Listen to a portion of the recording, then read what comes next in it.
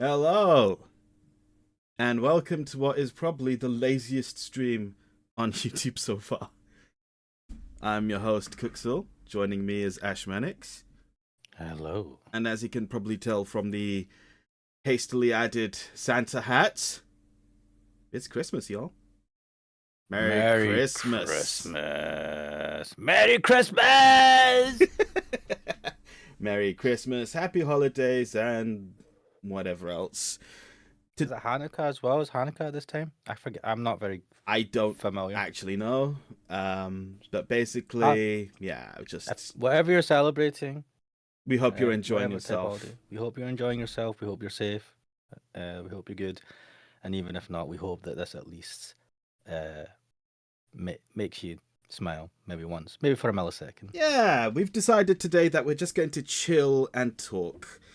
Maybe we'll play something. I don't know. It depends on where the mood goes, really.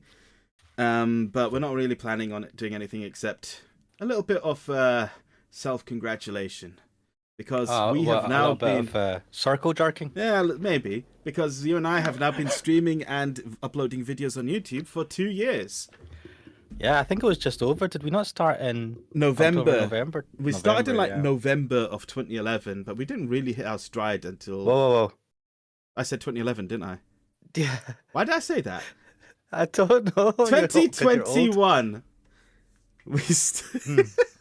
You took 10 years away from that because we're like, all right, we're old, so I don't know. Well, maybe because my YouTube channel has been around for a long time. Although I think it was like 2016 I made this YouTube channel actually.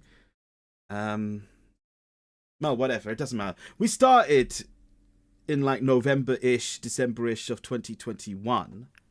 Yep. We really sort of hit our swing in like January, I think, though, the next year. After a bit of like fooling around and figuring stuff out. So it has effectively been about 2 years.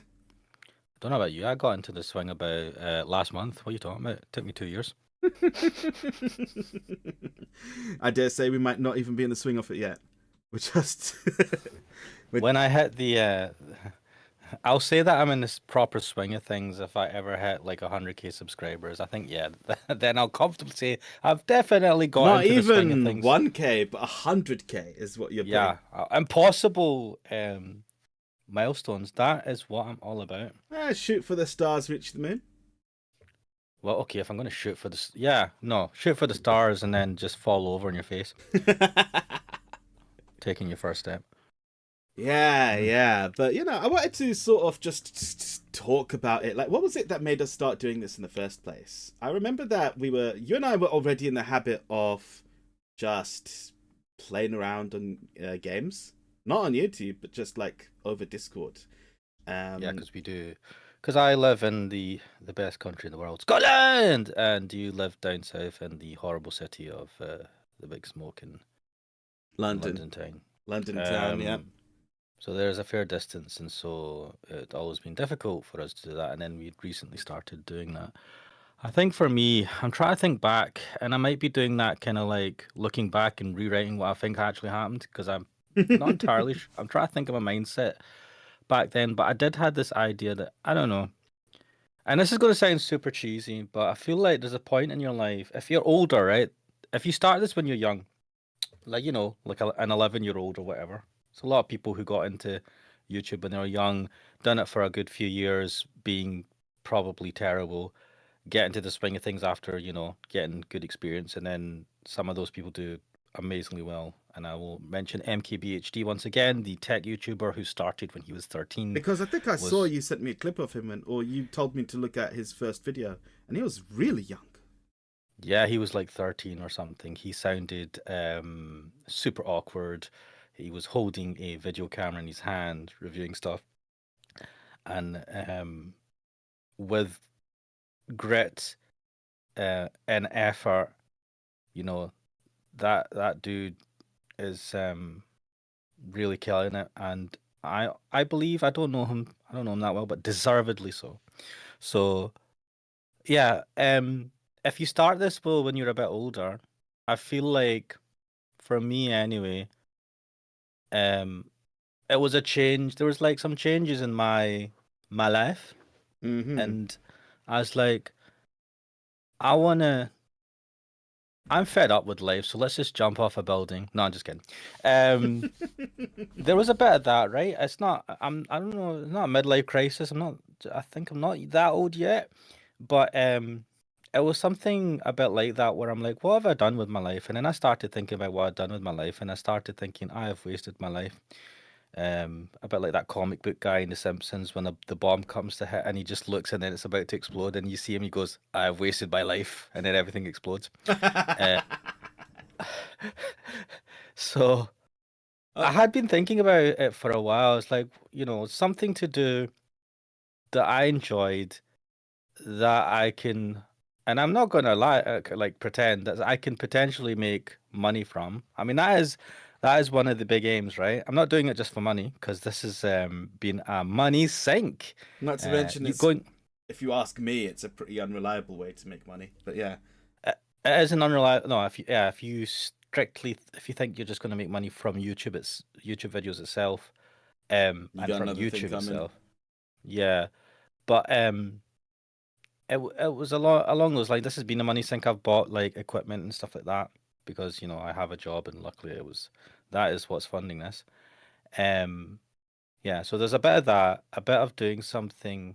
I think another thing was I wanted to do something that helped encouraged me to pursue some of my other hobbies, which I am absolutely shit at. One of them is drawing. Uh-huh. So the avatar that I have here, I actually drew. Um, yeah, I know my drawing is actually usually terrible. This is actually probably my magnum opus. That well, take from that what you will. Some of the thumbnails, I like messing around with the thumbnails for my videos. Sometimes I've done my own art, very rarely, and I've recently done a little animation for the countdown section of my streams in the very ending scene. I'm impressed with those. You said you did them in Procreate and something, right? So Procreate to create the drawings, and then Procreate Dreams, which is a new animation software to animate. So, um, and look, What the so fuck was that? what is it? Something happened? I got a sound. I got a notification from Dropbox. Oh, something's You have up. hit your limit. No, something 200, uploaded. 2 terabytes of porn is too much. Well, it hasn't told me that yet, but it just said that I've uploaded something from my phone. Yeah. Okay. So yeah, it was a bit of that, a bit of, I don't know, it's cheesy, but it's like you want to. I suppose in this world, most people want to feel um what is it like that they have a Loved. place in the world. Yeah, there's loved, but fuck that, it's not gonna happen. Well, no, I can't lie about that. I'm not gonna be loved by a partner though. By my family, yes. Well, barely by some members of my family, and rightly so. I'm an asshole. They want to find purpose, right? In their life, and yeah, you can get that from religion. You can get that from whatever kind of social like groups or whatever. There's a lot of things you can get that from, but they want to feel a sense of purpose, uh, and maybe some sort of control over destiny by being able to achieve certain goals in life via your own locomotion, right? So I don't know, achieve a certain position in a job via your efforts. And unfortunately, the world isn't always like that. Now I'm a lazy shit, and anything bad that's happened in my life is my own fault, and I totally accept that. Which is why I'm here on YouTube and Christmas, and not with a hot girlfriend waifu. Living the best life. But Kixel, no. But to be honest, I'm doing something well. So because Kixel's here to spend time with me, and that's a lot. But I think that was for me that was a driving force. All of that, wanting to do something where I felt like I was having more input and I can force other people in some bizarre way to see that. And even though the videos, I will freely admit, most of my videos streaming, it's low effort. It's not, besides me talking and maybe doing some voices, I'm not creating. Right, I'm just playing the games, which you can argue is creating content, but still. That's for myself, I think. Oh, never mind. I thought you had finished. Carry on. But yeah, like I mean, I've done some things that are more thingy. But that, yeah, I will shut up now. That was my thing, and I'll pass on to you, Cook. So what was we had done a couple of games together, and that's why I suggested I think to you, it's like we should because I knew you had already been uploading videos, silent videos of you doing various parts of playthroughs or You say doing silent stuff. videos. What I was doing was I already had some experience putting videos on YouTube actually, and that was just from the past. Yeah, that I say I silent videos, not silent. You just didn't talk in them. Well, yeah, they were no commentary videos, is what they're called, right? But what it was just from like the past 10 years or so. I had the habit where I would sometimes record some small gameplay clips from games that I played. I actually lost quite a lot of those clips when one of my my computer at the time, decided to fuck up, and when I was installing Windows 10, erased everything on my drives, even though I told it to keep the data. I had to use Recuva and dive in and get like my really important documents and shit. But the videos, like anime videos, were still fine, but some game recordings had been lost. But that's fine. That's just like in the deep past. On YouTube itself, I had uploaded just for storage purposes some old clips. But I also had the equipment. I think you remember this, that I already had a capture card. I already had some experience using that stuff. I already had a microphone, although that microphone is now not the one I'm using, but it's like, I don't know, tossed aside somewhere. I can still use that one, but I've got this one now, the beautiful Blue Yeti, which I love. I had the Yeti, the blue Snowball. Yeah. My first mic on this, yeah. I love this microphone. It sounds good enough for what I need it for, which is to record me sounding like an idiot. But yes, actually, and I haven't told you this before, but in the past, many years in the past, I actually had a friend, an online friend, somewhat similar to Garlic Bread X and the others, but from a different group, who was way more experienced than me when it came to this sort of stuff and helped me set it up. And I had planned, I thought, you know what, maybe because he used to do streams as well. I don't know if he does anymore. But I thought maybe I'll join him in some streams or something. Him and his group. There was a falling out. I'm no longer in contact with them. Stuff happened, but yeah. So I'm not sure where he is or what he's doing, but you know, I wish him the best. Also, I suppose maybe I should thank him for the opportunity might not have happened if you'd already started with him. Nah, I'm not going to be happy over bad stuff. I'm not the type to mourn over things like, you know, just wander around and think, what if? It didn't really bother me all that much. Now that I think about it, I'm like, I much prefer doing it like this. I've got you here. I've got these dudes who occasionally come in the chat. And yeah, it's always a lot more fun when it's with people you truly like and appreciate, and who truly like and appreciate you.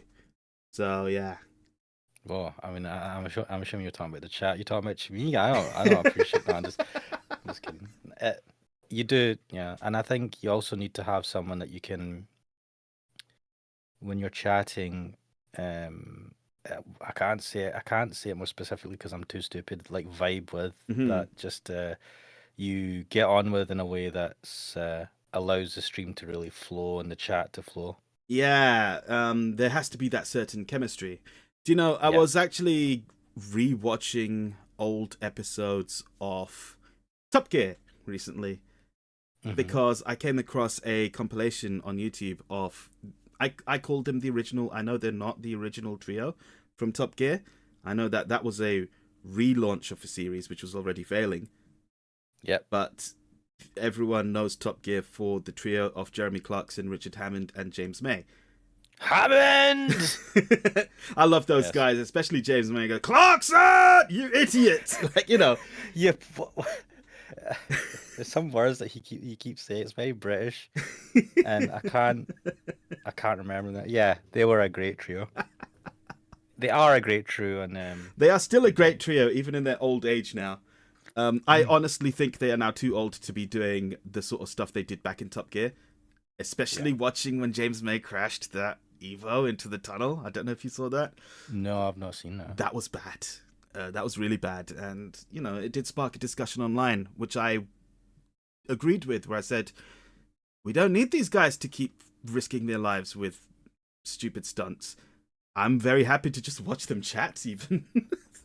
The stunts are a bit of a showpiece that people are like, oh, that's cool. Yeah. But the real special sauce of Top Gear and Amazon's what's it called? The Amazon show that they do? The Grand Tour. The Grand Tour. How the fuck? Yeah, the Grand Tour is them, their interactions, the fun, and their insights. When they're talking about these the various cars and stuff. That's really, I mean, at least for me, and I think for most people, the pomp and the pomp and circumstance spectacle, yeah, the spectacle, right, is it's a nice to have. It's something that Amazon and the BBC can like showcase when they're advertising it, but that's not what brings people there, because I'm sure they're doing similar stuff with the newer series, and I think the newer series has its own. The newer BBC Top Gear series. Oh, it has its own merits. There's a thing to it, but it didn't do as well. But also, Crack Dealer's here. Welcome to the chat. What's Crack up? Dealer. Yeah, you're first. You are first. Yes, we're just talking. We're musing over the past. Not that I wanted to be or anything. God, I don't know if if you mean that or if you're joking, but I like the sundriness. Yeah. So I don't remember exactly what it was that made us start like playing on YouTube, but I do remember that before we did, we played through 2 games: Doki Doki Literature Club and Yakuza Like a Dragon, otherwise known as Yakuza 7. That name really doesn't help anything. Like a Dragon was the one that we played first, and I remember. I think was that the one we played first? Yeah, because yeah, because that's the one you said, "Oh, I'm playing this, Joe." What that's when we started, like me watching you over Discord playing it. Yeah. And then I said we should do Doki Doki Literature Club, right? Because we were thinking of another game, and I'd played that one, and I knew it was really good, and you had known about it, but never played it. Just not gotten to playing it, and I think. Sorry, I just saw Crack Dealer go Baka. Yeah. I love it. And then after that, I had said, I think now, I don't want to be trying to toot my own horn if it didn't actually happen, but I think that I was just like, we should do YouTube, we should do this on YouTube, because I had been thinking about it, and I said, and you've been posting video. You told me that you'd archive, had things up on YouTube. I'd already made stuff on YouTube before, yeah. And I was like, mate, we should just do it. Do it. It'll be so cool, right? It was like a stupid. Well, it wasn't a stupid. Well, it was a cool, stupid idea. You can absolutely call it a stupid idea. Even if it's a good idea, it can still be stupid. I mean, I feel like we've had a lot of fun online. I definitely enjoyed a lot of time here. That sounds like I'm leaving. No, I'm not leaving. Not yet, anyway. I'm just saying that we've had some good times. I think that was a really good idea back then, that we come online and we do stuff. I think for me as well, as I said, there was a change in circumstance at home. Yeah. I found myself with more free time. Loopy's in the chat, leaving, you see. No, I am not leaving. Not yet, anyway. I do love how Loopy will come on, like, will be in the chat, and you won't know that Loopy's in the chat. Loopy is like, Loopy waits, right, for the opportune moment to say something that's like that dagger in, get a stab in. It's like a witty comment. She'll absolutely come to stab you in the back, yeah. Some people pay good money for that. Anyway, if your name is Yor and you happen to be... I need to watch Spy X Family, and I put special attention in separating that, just in case Magical Motto shows up to make fun of me for saying Spike's Family. Do you say Spike's Family? I say Spy X Family. Spy X Family. And then he just comes in and abbreviates in the chat to say Spike's Family and laughs at me. This is why we do this, for the loving people in the chat. Chat bullies us. No. Yeah. I will say that yeah, it was that, right? That was the driving force, I think, for me to start thinking about. There was that, and I've said before that I think I said before that I changed career. Yeah, you've actually mentioned Um, that in the Valhalla streams.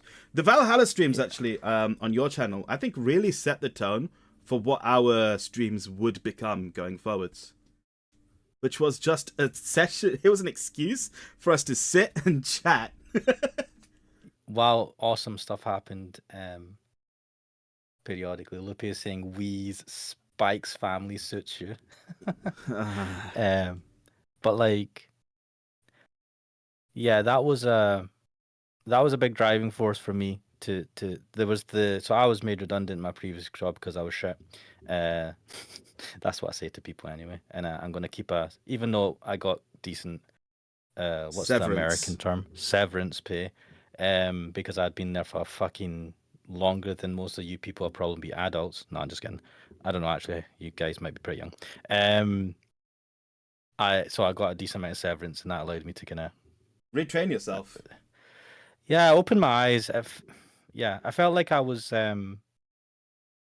imprisoned in a sense. I was just doing day by day. I was just taking in terms of work. I was taking things day by day. I just do it. I wouldn't talk about work. It's not that I didn't enjoy the people there were great, and parts of the subject matter were cool. Going out and doing stuff to do with the railway and stuff. There was cool parts to it, but I didn't have a desire in terms of progression, and that really that set me on the track to eventually be made redundant.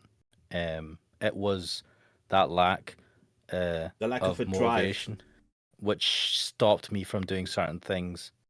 Well, I stopped myself from doing certain things that I should have done that would have put me in better stead. Having said that, it was me or two other guys, and I think it was the best thing for me to go because I think those two other guys were, better at the job, enjoyed.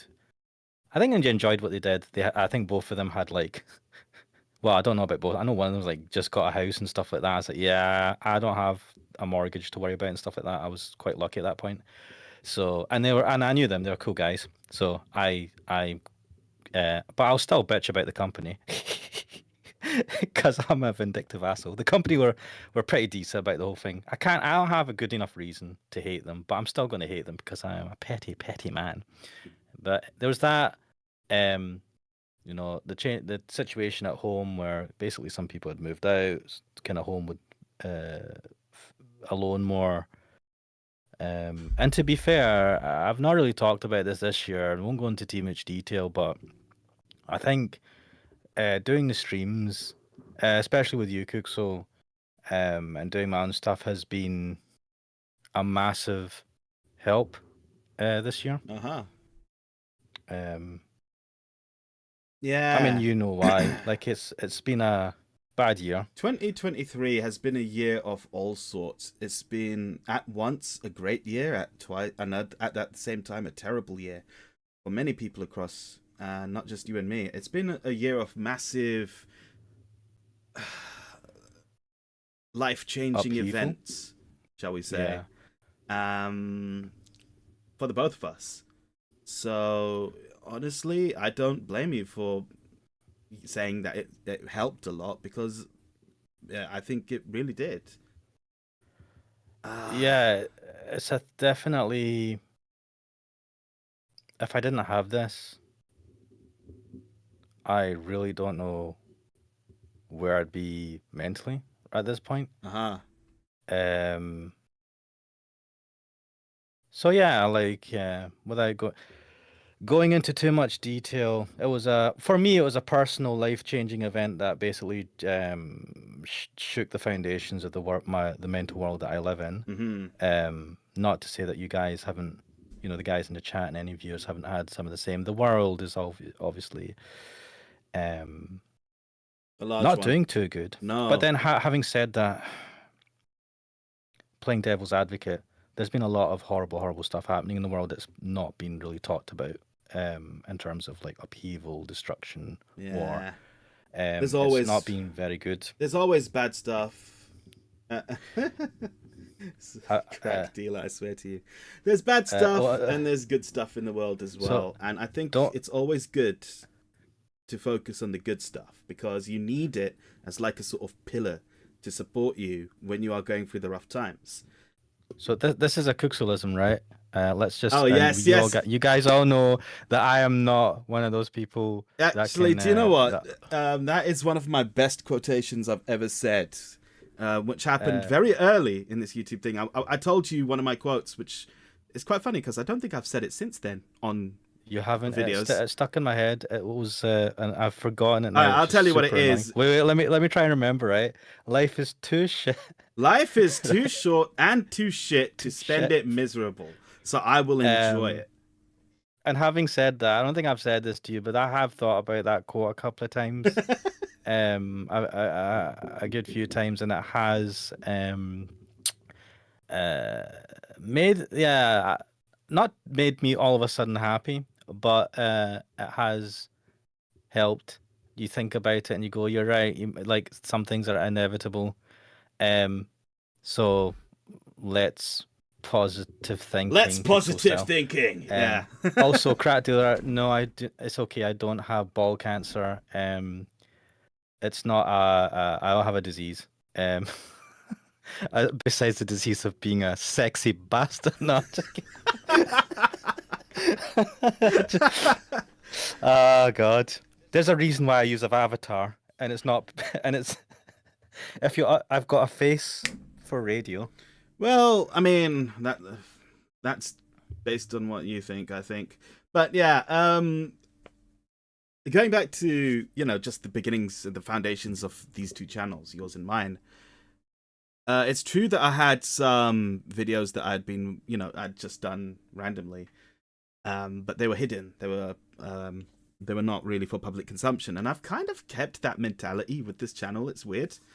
Even though I've tested and experimented with different sort of styles and formats, I've done pre-recorded and even myself might have put in one of those little bits where it says, please like and subscribe, guys. Oh, fuck off, man. So, guys, if you're enjoying Oh, our no! chat right now, right? No, I have to. If you're enjoying the chat, for any viewers, for any of you in the chat, do you like what Cookso's saying? Do you enjoy these streams? Do you enjoy Cookso's lovely London Your phone went off. accent? Yeah, it's just a notification, like a calendar notification. God, this embarrasses me every time, I swear. But if you do, then please like and subscribe. God, Remember I swear to you, hit that like button, smack that. The fact that we've both seen some fucking subscribers come in at the same time you started doing that has really been a thorn in my ass. Because I'm like, oh my God, it actually does. I don't know if it flags it and then shows more. I don't know, like it spreads the video around more or something. Who knows? YouTube is an amorphous blob of insanity, and I don't understand it, and I don't want to understand it because I seem to think that it just runs on pure chaos magic. I think it does. It's called the algorithm, and even Google can't protect that algorithm, right? They can tweak it. Well, all those people who want to prostrate themselves before the mighty algorithm, they can do so. I will raise my middle fingers at it and tell it to fuck off and go. And I will say and moonwalk away. And and I will crawl up to YouTube, the algorithm, and I'll go, please, sir, can I have some more? Please, sir, can I have some more? And I'll say, more! Just bitch slap me off of the platform. Classic moment from Oliver Twist, for any of you guys who have not seen or read that.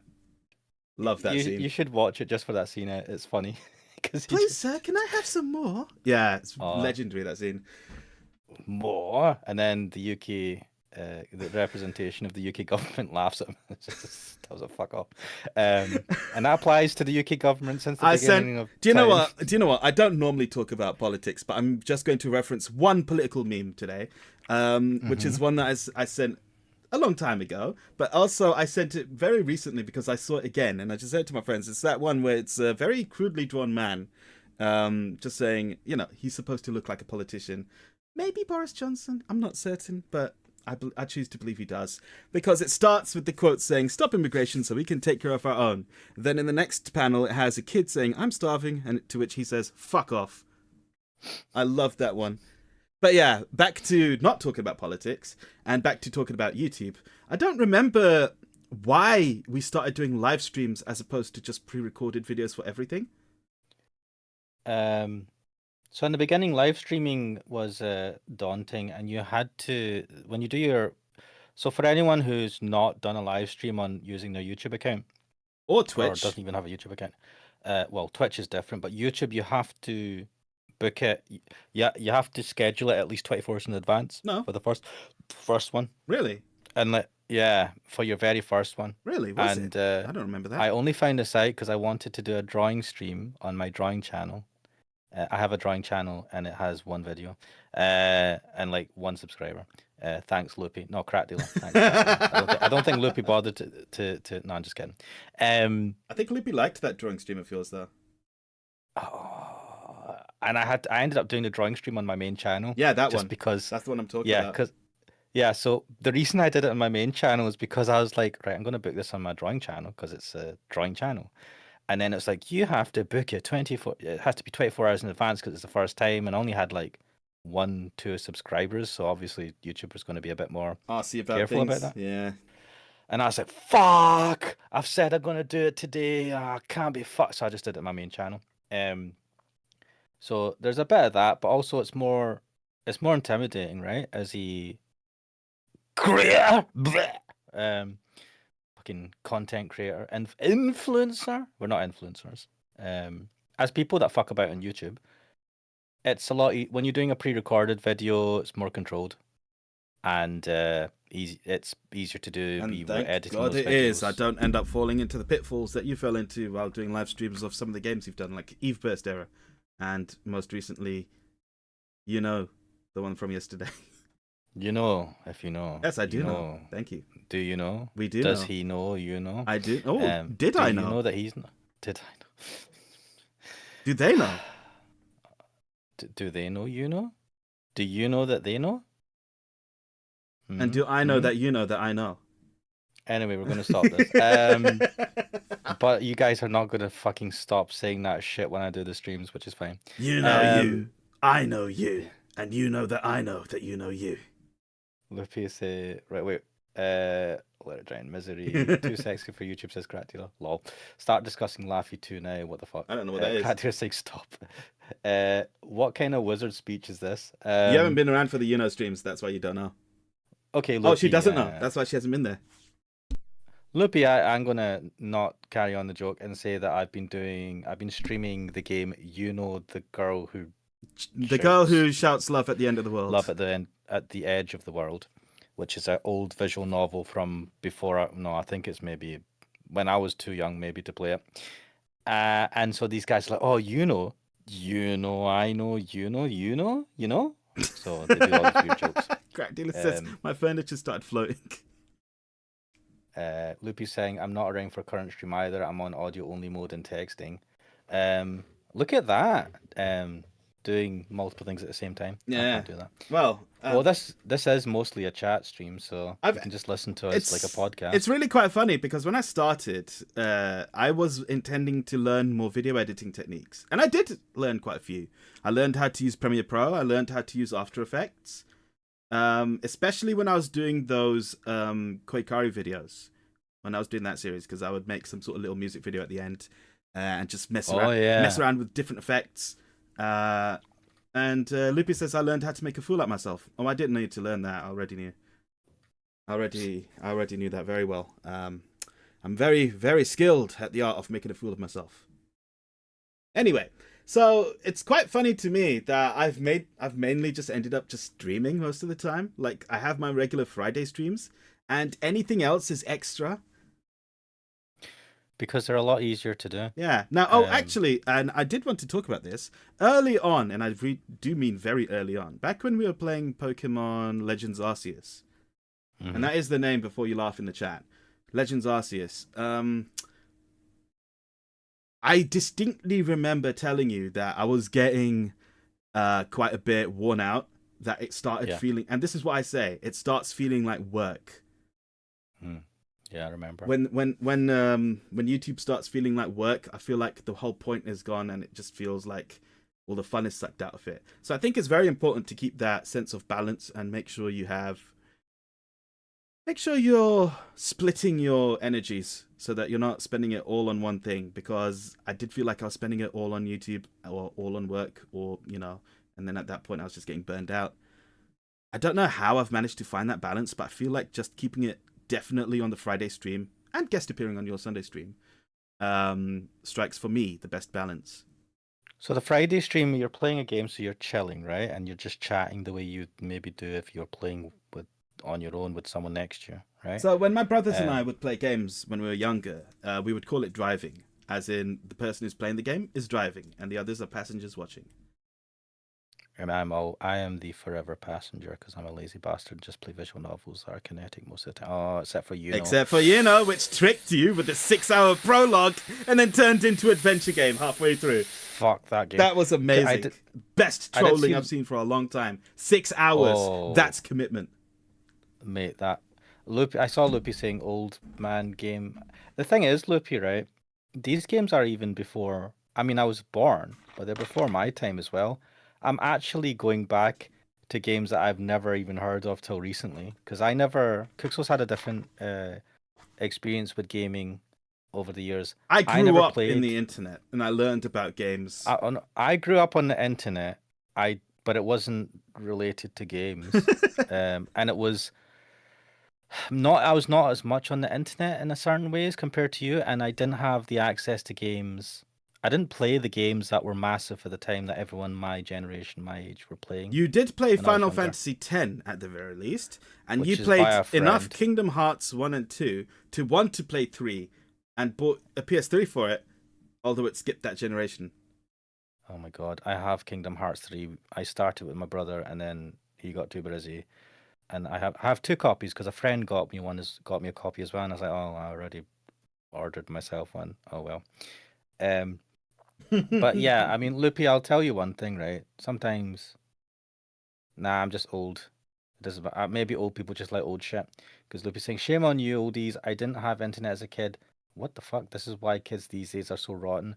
Well, Loopy, I'm sorry that you lived in the Sahara Desert or some shit, right? When you were a kid. I don't know where you lived, but that's not an invitation to tell, Loopy. You are too free with your information sometimes.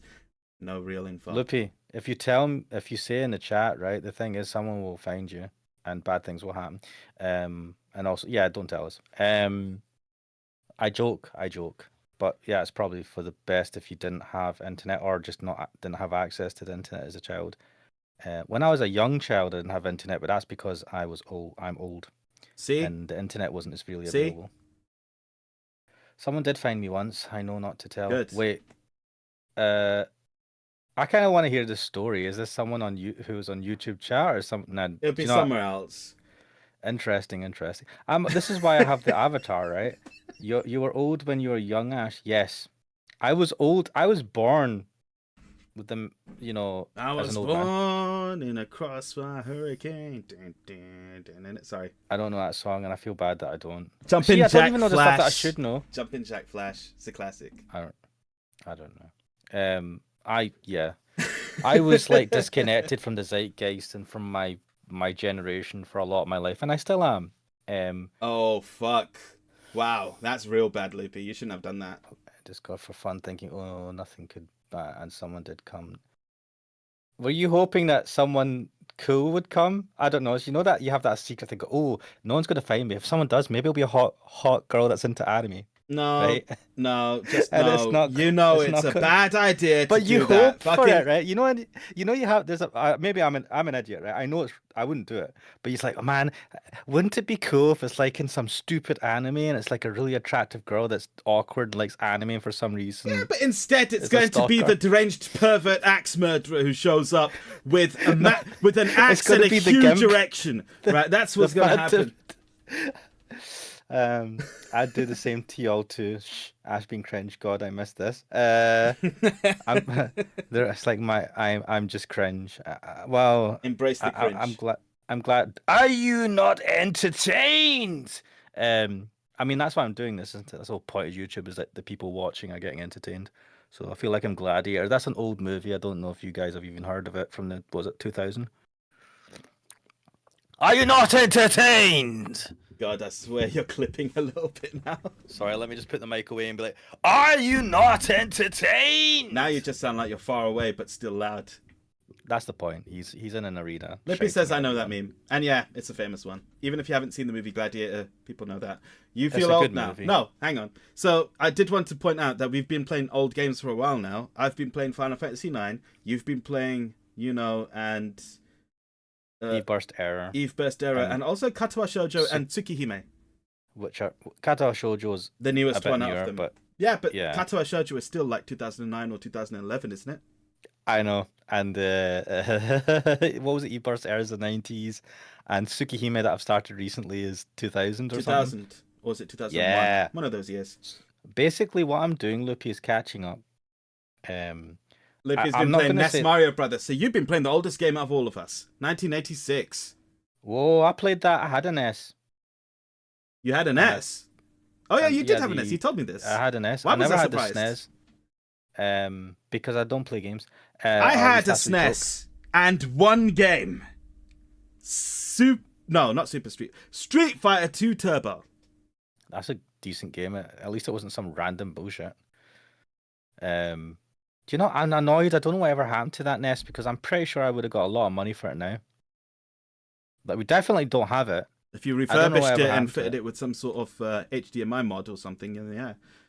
Oh, I could do that. I was actually could do it. I considering- could build a PCB. I was actually And- considering getting a HDMI mod for my PS1. But then, I've been- I just emulate everything anyway. 1 second. I'm just gonna like. Lippy says you may not be as old as I thought, Ash. Maybe I misjudged you. Do you want me to? Do you want to go through your list of machines that you had? Want to age myself. Do you know? I said so. I was visiting a friend the other day, and they were with one of their friends that I don't really know, and we were talking about. I was like, I'm an old bastard, and they're like, what?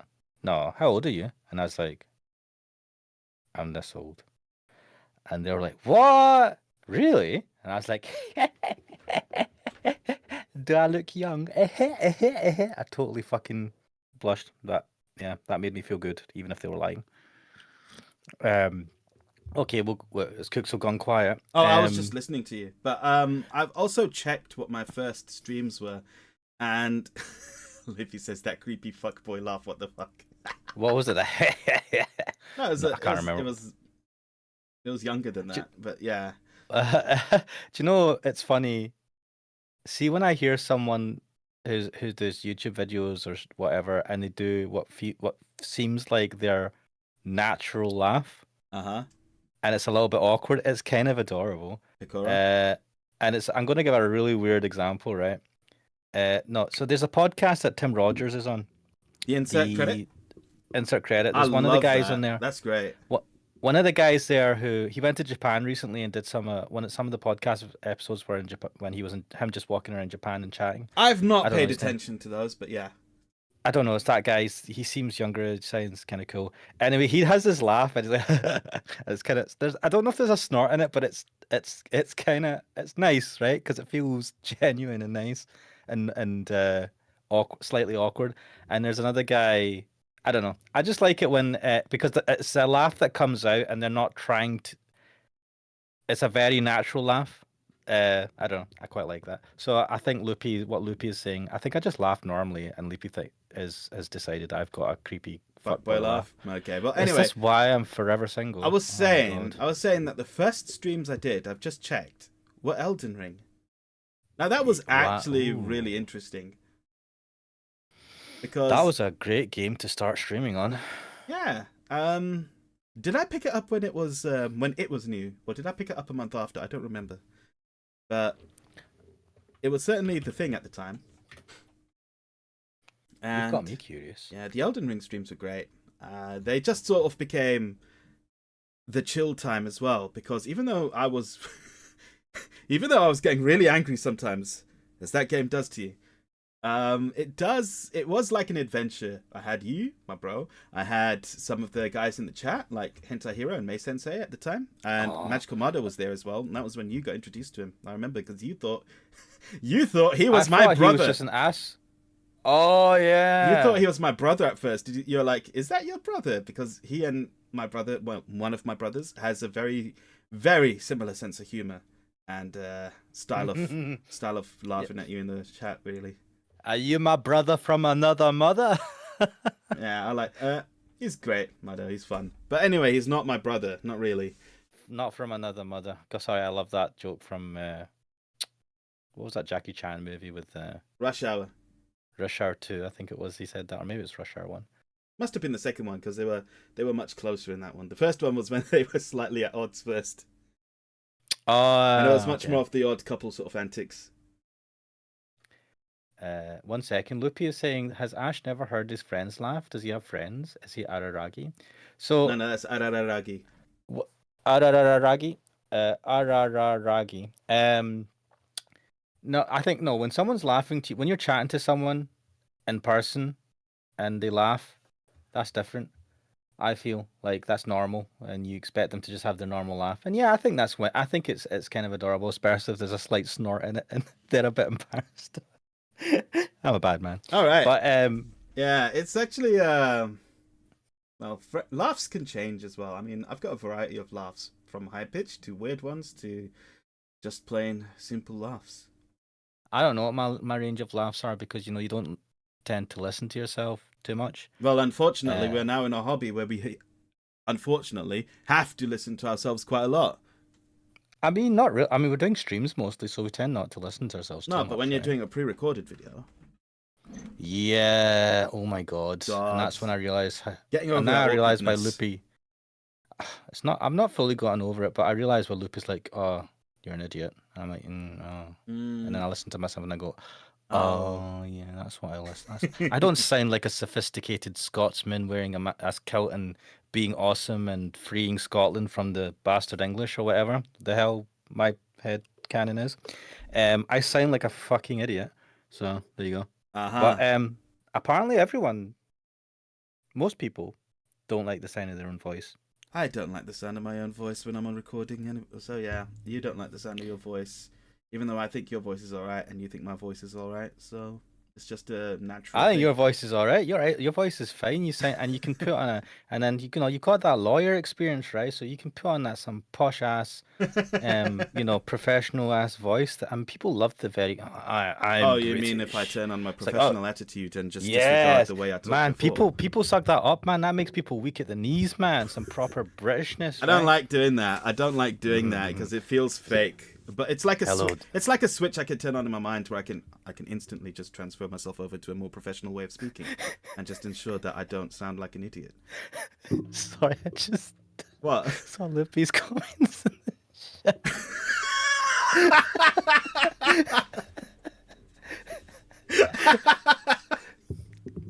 Lippy, do you want us to Oh my compliment you? Are god. you jealous? You're not getting. Look, so I just wanted to say because you mentioned Hentai Hero, right? One of the Oh yes. people that used to be on the chat, and Hentai Hero had suggested a few games back in the day. Funnily enough, Hentai Hero, I remember chatted to me at one point. It was like, because I said that I eat unhealthily and stuff like that, but I mean, I don't eat unhealthy all the time. But he did suggest a channel. He's like, you should, learn to cook. You should cook good food, and you should keep healthy and stuff like that. And I really, I look forward to, the regulars that you see in the chat. Hentai Hero was one of them, or the comments, because we didn't do a lot of live streams back then. I think the pre-recorded videos were easier He was a big for fan of the Koikari videos I did, yeah. yeah, I do. I hope Hentai Hero is doing good. It doesn't come on anymore, but it is what it is. People I come and imagine he people got go. busy with life. He was, yeah, I'm not going to say anymore because I do remember what he was doing at the time, but I imagine he probably got caught up with stuff. It happens. Oh yeah, and also we used to chat to him, but he used to have to change his account every so often to odd stuff, and it was yeah, that was bad. But I hope he does well. If he happens to come across this video at any point, I hope you're doing well, mate. I appreciate you being one of the early chatters, maybe one of the first people to comment on our videos. It made a difference. You gave us suggestions for games. I believe the Return to Shinagasu Island might have been him. I can't remember, but either way, you know. I appreciate the guys in the chat when I see crack my online crack dealer coming on. It's good Yes. stuff. When I see Loopy coming on, I'm like, this is where I discover if I'm really a masochist and I like to be ridiculed. I think I think Lippy came Loopy's on during the MGS streams, even though we knew each other previously. But I think that was when he first started coming on the MGS streams. And yeah. Loopy is saying, "Imagine not having a life, pathetic." Yeah, like no, it's good stuff. And I suppose it's the most convenient type of online socializing is that you don't have to see my visage, smell my visage as you'd have to do if you met people in person and have to withstand a lot of things. When you're just chatting online, there's a lot of things that you don't have to deal with. And I can put on this lovely purple face and be a space. I don't know what the fuck I'm trying to do with this avatar, spaceman. And Kuxel can be an absolutely gorgeous little chibi anime girl. Oh, by the way, I will be changing this avatar. I think this might actually be the last stream I'm using it for. I've made a new one, which is just a dude. But yeah, it was time for a change, and it will be soon. Have you got that all set up? So No, you're gonna have I told you I am wholly unprepared for today. I had thought that maybe I'll do a sort of unveiling of my new avatar, but I haven't prepared it. I was going to finish it off and do some more bits on it, but no, I have not. I've not prepared it. I'm wholly unprepared for this. Lippy's going crazy in the chat saying, "Oh no, Pixel Fanboy arc ended. Pain the misery." So Crack Dealer said, "Ash, you don't need to eat healthy or purple." And Crack Dealer also Yeah, says, I'm already "Neo." Well, here's Neo. the thing, and spoilers for those of you who have not watched the quintessential quintuplets, but that story's over. My favorite Yotsuba, she won. Hooray! Congratulations. So she's moved on with her life. I can move on with mine. And Are you throwing her away now because No.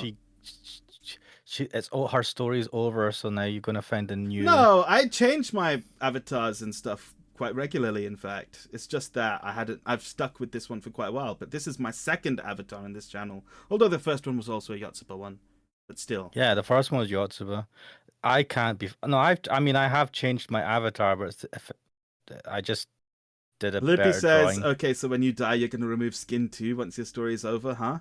I mean, I don't have to remove my skin when I die. My skin will remove itself. It's gracious enough to do slowly. that for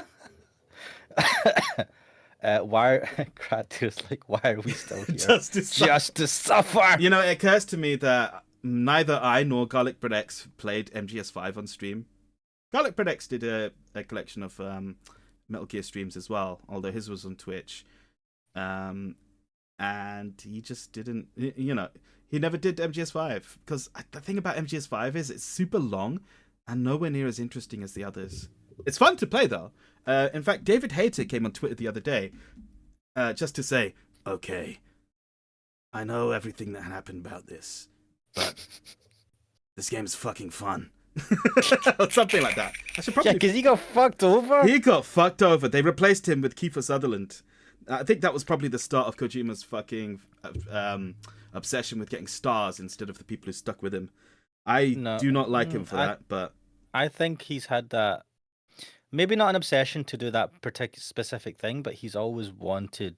He's obsessed with Hollywood, right? That's why his game, the MGS series is the way it is. In many ways, and that's fine. But for me personally, if I had so I'm planning to make a game at some point in my life. Maybe I won't do it, but if I did, and I got some like I don't know amateur say people to do some sort of voice acting or music or whatever, right? And if it did really well, the temptation is there to like go and get like professional. You can probably get David Hayter. He does a lot of stuff just for the appreciation because people love him as Snake.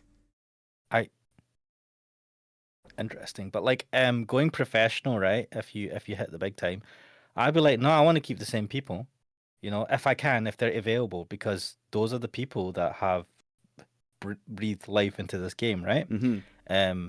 Those are the people that have brought us to where we are today in many ways. Now, maybe it's a bit different for Kojima because Kiefer Sutherland is the English dubbing. I don't know how much he experiences that version of the game himself, if you know what I mean.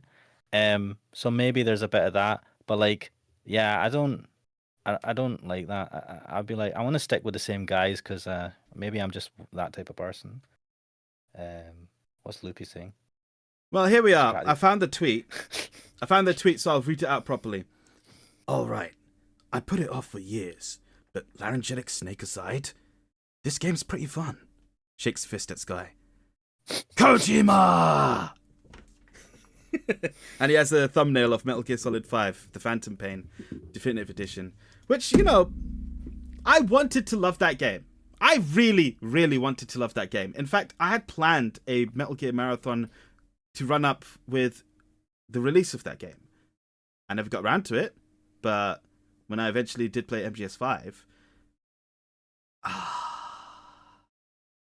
sunk something like 75 hours into it. When I finished that game, I uninstalled it and said I hated it. It is what it is, you know what I mean? Unfortunately, that happens. Loopy is saying, finally someone loyal. Why can't Cooksel be like Ash fucking loyal? Wait, what? Wait a minute. Huh? That reminds me, Loopy, I'm waiting to see you. I heard that you said that you're going to do streams at some point because you used to, or at least recorded videos or something. What, with your I'm- internet? Hell no, Loopy. All right, pre-recorded videos, whatever. But like, No, what it was you challenged it to do the knife-only run in Resident Evil 4. Was it the original or the remake? I don't remember. Remake. I don't know. She was whatever. I'm happy with either. Do that. Record it. You can talk over it. I'll watch it. I've already subscribed, and you don't even have that many videos. See, I'm loyal, and you don't even have the videos out. So there you go. Would you look at the time? Fucking. Also, Cractical said, "Smack your keyboard on your head." 1 second. You've done that. You said that you do that sometimes just as a stress No, relief. I don't smack my head on the keyboard. I said I mash the keyboard. I don't do All right. smack the keyboard. Fair 1 enough. second. Well, Do I even have my keyboard? Lippy says here? knife only is hard. Of course it's hard. That's why there are guns in the game. Okay, since it's been almost an hour now, let's move on to what I was going to call the Cooksel and Ashmanix Awards, where we self-congratulate ourselves because no one else will. And no one else ever will. Yeah. Okay. Now, this is where I was going to just come up with some of the best sort of like awards for us, and maybe you guys in the chat can also have your own thoughts on these. Because we didn't make the deadline and come up with all the answers, we're going to have to fill it in and do it by... We're just going to have to fly by wire now as well. Yeah, baby. Right. Jank, the way you love it. That's everything, especially lately. God damn. I think I might have to redo my most scuffed stream award because... Well, actually, do you know what? No, let's carry on. Have you got this spreadsheet in front of you? I do. I'm just watching I'm reading what Loopy is saying. I keep staring at Leon's ass and die. Hey, can't blame you. Ah, yes, the masculine urge to compliment each other version 2. Yes. Loopy, do you know what? I've got a weird feeling that you like that sort of stuff, so I suppose we're just playing to your strengths. I might be wrong, but I don't know. Anyway. Okay. that pregnant pause. Right. Made me feel bad. No, here we are. So, no, I wasn't really listening because I was just checking my spreadsheet up. I just heard you laugh. I'm like, what? Okay. Anyway, have you got the spreadsheet up? Because I've got mine up and I was just checking it. Yeah, 1 sec. I'm just going to make this a bit small. Oh, shit. Freaking... I've got it up anyway. All right, cool. So, I should have prepared some clips in advance, but I've only got like 2 or 3 clips, I think, ready. So, whatever. Anyway, this is where you guys can also join in. We're going to nominate the best stream. What was the best stream that you remember? Because I have my nominations for best stream on your channel and mine. So I don't have, and I was thinking about what would be the best stream for me. And unfortunately, mine are extremely unspecific now that I'm looking at it. So, my awards for the best streams are from the Cooksel channel, either Dragon Ball Evolution or DMC Devil May Cry. Because those streams were fucking hilarious. Especially with Dragon Ball Evolution. You and I just sort of like let our imaginations go a bit wild with the voice acting. Eventually, it just devolved into absolute mayhem. But that was a lot of fun because that game was fucking stupid. Lippy says, "Boo, Metal Gear Marathon." I mean, those streams were fun, but I'm not sure if they were best stream. So I'm gonna put the Metal Gear series right for you. Oh, okay then. So because Ash nominates the Metal Gear series for best stream because you allowed me. This is one of the few series that I've experienced the majority of the games in the series.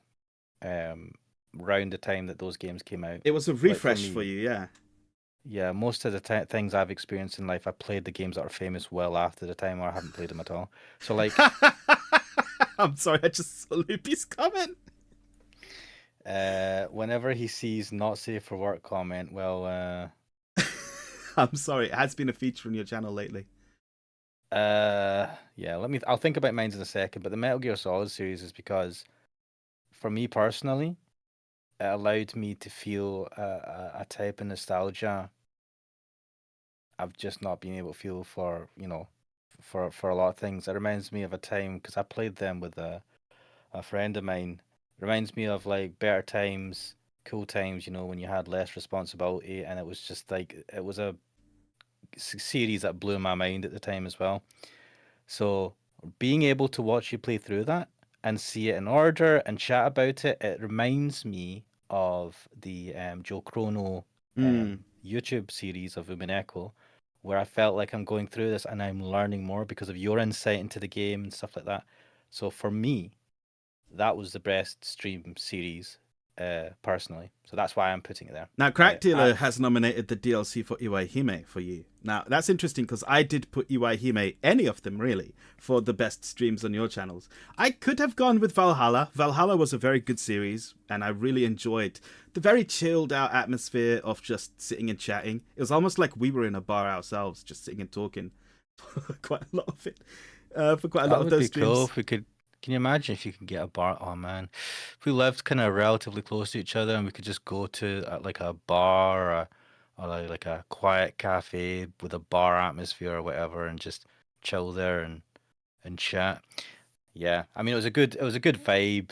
The writing is hilarious. Oh my god, we've got what? We've got little mugs of coffee. When did they come up? I just put it up.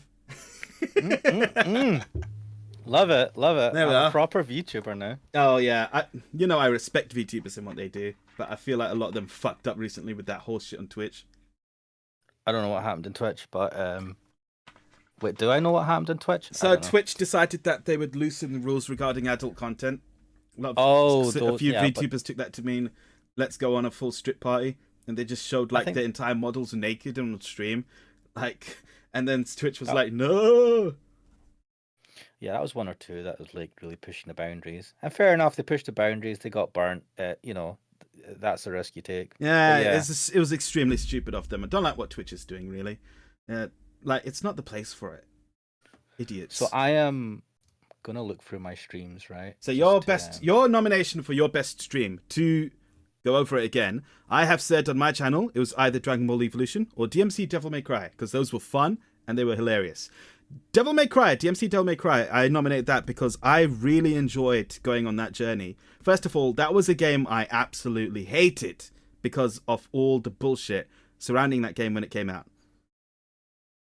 I will say that I have a better appreciation for it now as a somewhat campy work of fiction. I know they tried to make it serious, but it ended up being stupid. And also, your responses in the chat, especially in the run-up to the succubus boss fight, and then on the revelation of the succubus herself as like a withered up old lady wrapped up in some kind of horrible meat vagina. It was terrible. And yeah, you guys went crazy. Yeah. Do you know what? I might, right, and this is not, I mean, there's probably better ones, but I might put Dark Souls in there.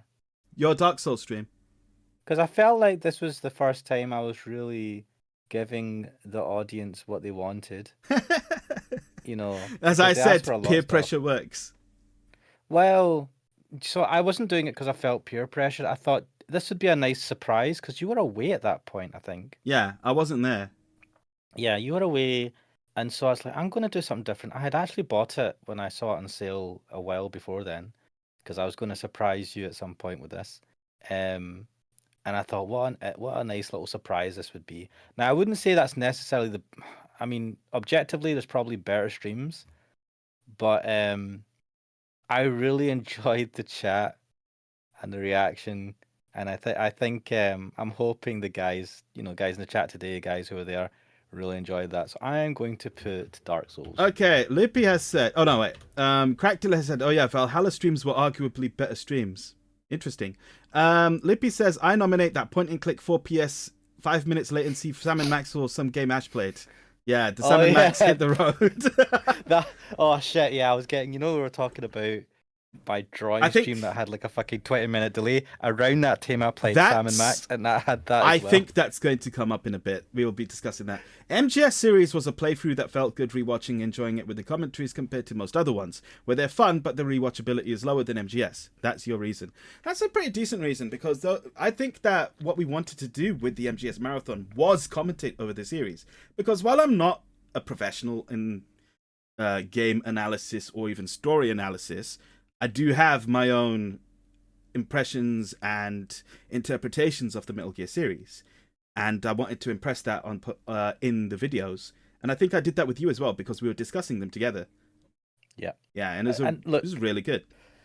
I've said to you, right, the whole point of the having your YouTube channel, doing YouTube videos, especially if you're talking about video games, playing them, reviewing them, it's not about being some sort of objectively and well-read, knowledgeable, blah blah blah person. It's about your own unique insight and experience, right, that you bring to the fore. Yeah. Just like anything you do, whether you are a lawyer, a big fancy lawyer driving the big Rolls Royce down London town.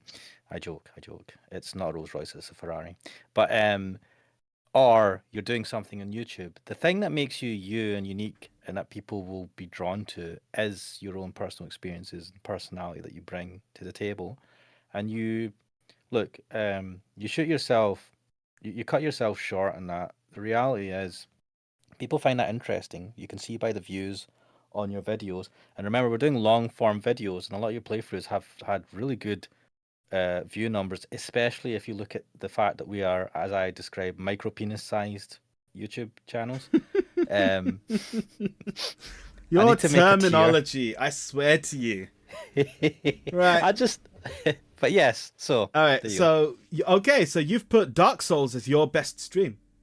Yes, that's what I was saying. That's what I was talking about. Yeah, it was a good experience. I remember, I think I came in at the end when you were being given advice by Garlic Bread X on how to take on the boss that you're on, which I think was the Taurus Demon. No, was it the No, it wasn't the Gargoyle one, was it? It was the Taurus Demon. It was the one on top of the parapets. Not the one with the bell tower, right? Yeah, it was the Taurus Demon. Taurus Demon. And that basically, if I didn't get that advice, I would not have completed that bit. I don't think that was really helpful. Well, my favorite part of that is how you beat the Taurus Demon, continued on a bit, found the ladder, but I don't think you noticed it because you fell down to the bonfire, didn't activate the ladder, so you had to go the long way around again. Yeah, and I'd magically not died when the fucking dragon came to set fire to me when I did that.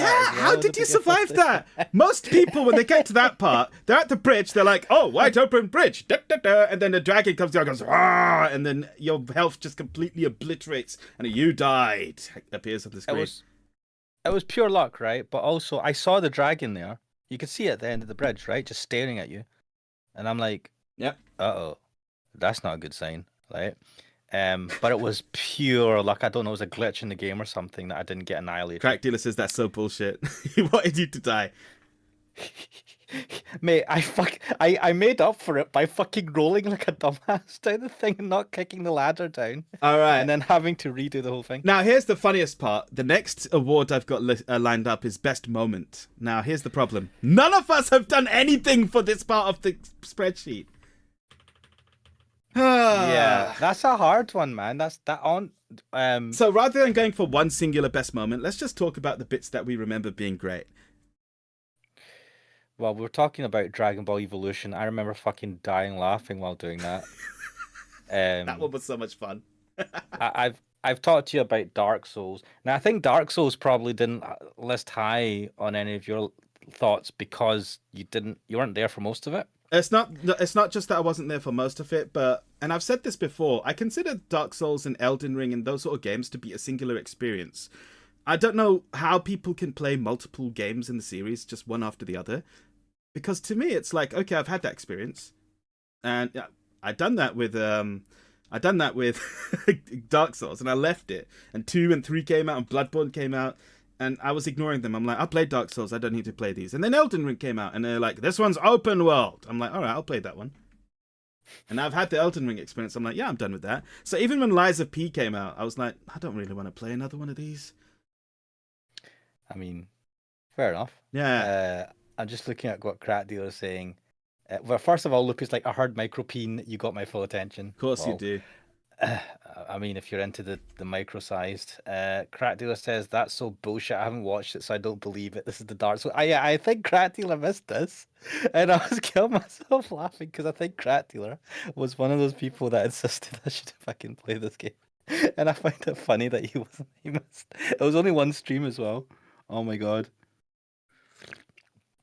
Sorry about that, Crack Dealer. It is on the channel. You can look it up. It did happen. Though I know you won't want to acknowledge it. I want to actually mention one stream which I think you privated, which was me and you playing CSGO. Magical Mardo even joined the games and decided to grief us. Yeah, unfortunately, he was really good.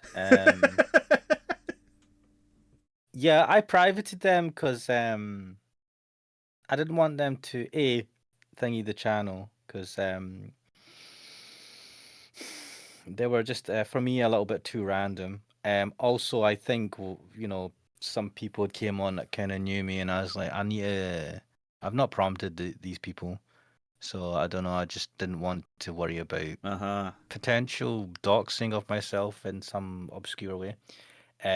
But mainly because I just didn't want to. I was thinking I was going to do a lot of streams of me just playing CS:GO. Counter-Strike, and I thought I'll just like private these so they're not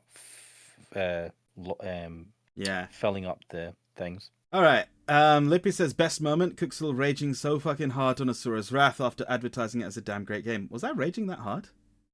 Wait, did we not? What happened? I remember Asura's Wrath. I do remember getting angry because it was, especially in the later half of the game. I think like towards the end, it was just getting a bit tiresome. Best moments, man. Best moments are well hard. Best moments. I will say one of the best moments for me was in one of your streams, actually. Can you guess what I'm going to say?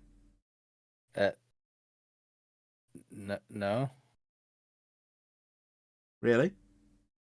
Well, I know that you like the guy when that homeless man came and whipped it out. I'm trying to think. That's not a stream, though. But all right, actually, do you know what? Yeah, that was actually a really good moment as well. Loopy also said, how about the time you raged hard in Elder Lilies and never played again? I just got lost in that, and I think I was done with it by that point. Oh, I know a best moment for myself. Yeah? No, it wasn't. Yeah, it's a best moment. This is not a best stream. All right, well, I was going to say Policenauts, and it was the glitch in the emulator which made you restart the game from the beginning. Oh, you absolute bastard. What? Oh my god. I spent 2 hours fucking going through all that and getting it set up and checking emulators. No, it's probably more than 2 hours. I spent a day fucking... Yeah, that was bad. That was bad, but we were so far in it, and I like Policenauts so much that yeah, that hurt my soul. So that's your best moment. Wait, is the best moment... Yeah, best moment. So for me, this is from one of the pre-recorded videos, right? This of mine's. I think it's when and I don't want to do any spoilers for you because I don't know if you're going to watch the House and Fata Morgana series. I intend to finish that. I got like halfway through it. So, I went through a bit of a weird journey with that. I say a weird journey. It's because I pre-recorded it, I was doing myself and I was doing all the voices and I didn't have anyone to distract me from it. And it is, in my opinion, a gorgeous visual novel in terms of music, story, and art. Very different. I like my anime art style, and that's very not anime art style. which and it was a suggestion from a commenter on the videos, not someone that's regular in the chat, but Someone who comments in your when videos, yeah.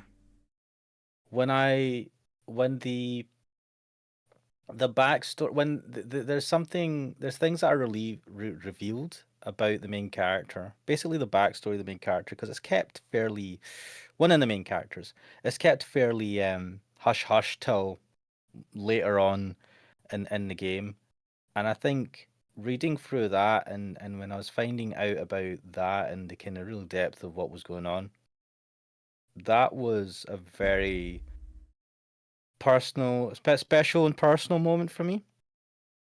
Um, I think I remember being almost in tears. I mean, you can't tell in the recording because I was not gonna fucking bawl my eyes out.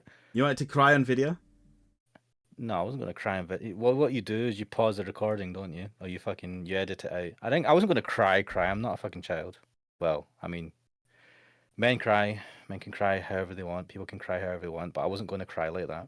But it was like really plucking at the heartstrings. Now I don't know if the chat. I mean, I don't know who's actually watched through that. It's a very different type of visual novel compared to the other stuff that I've done, the other games that I've done. But yeah, I'm going to put in, the reveal of main character's backstory, which kind of covers it.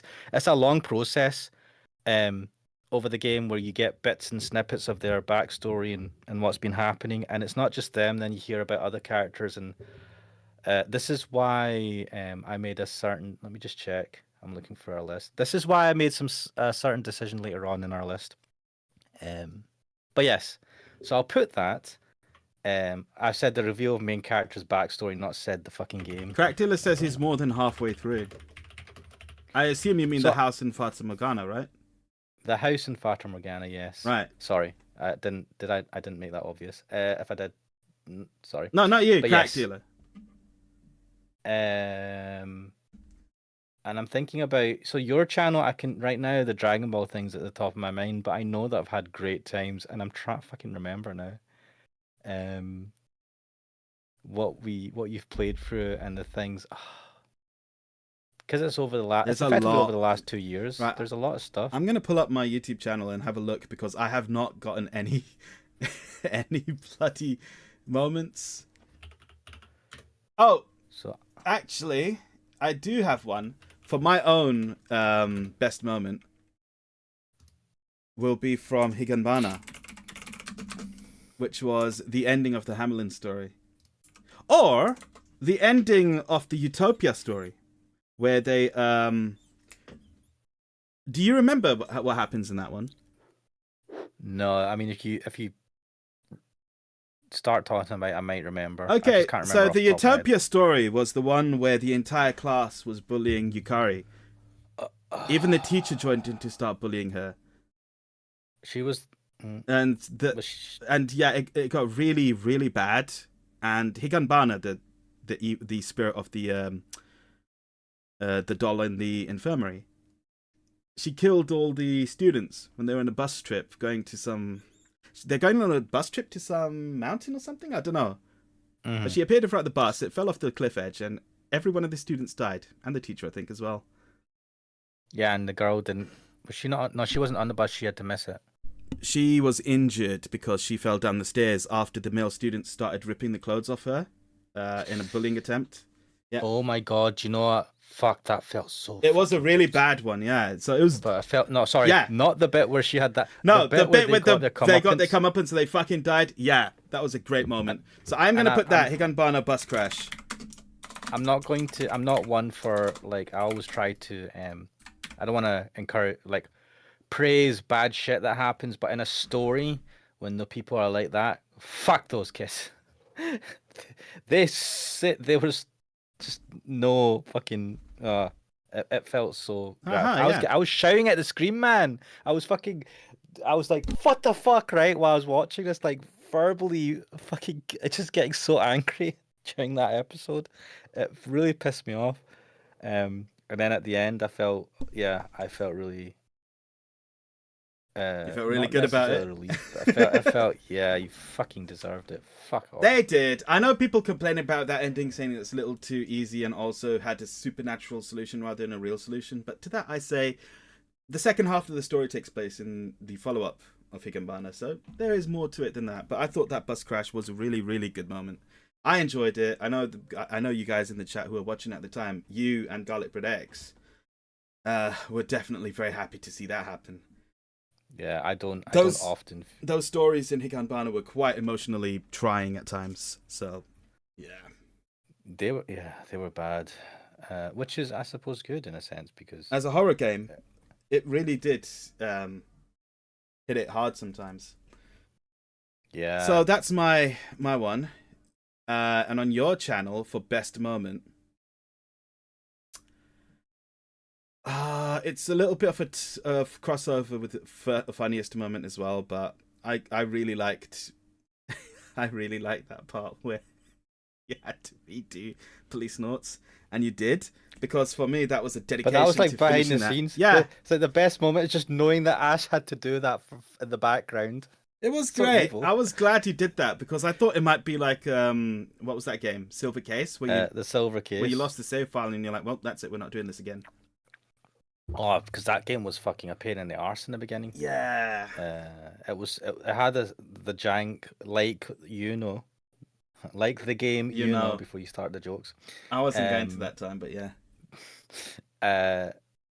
Yeah. So and I was just like, no, fuck that. Also, I was very saddened because I just fucking lost my hard drive. So, Yeah, yes, I don't blame you. So okay, that was yeah, it was Police Notes. Getting back to Bomb. Yeah. And I suppose it also reminded me of the bomb scene in Shironagasa Island. What was your favorite moment from my channel, I suppose? I'm having a look. I think I'm just gonna go with the Dragon Ball Evolution because I remember fucking killing myself laughing. But I feel that there was other things where I really, really enjoyed parts of it, and I'm looking through your stream, your videos just now to try and see if I can be reminded of anything. And it's just having a look. While Loopy's given a few nominations for best moment, I think Crack Dealer, I don't think you put anything. And you love the part when Ash sacrificed Barry and don't escape and save the fucking bratty kid. Yeah, you've been going on about that for such a long time. I'm not surprised you would bring that up. Good times. Never gonna forget that.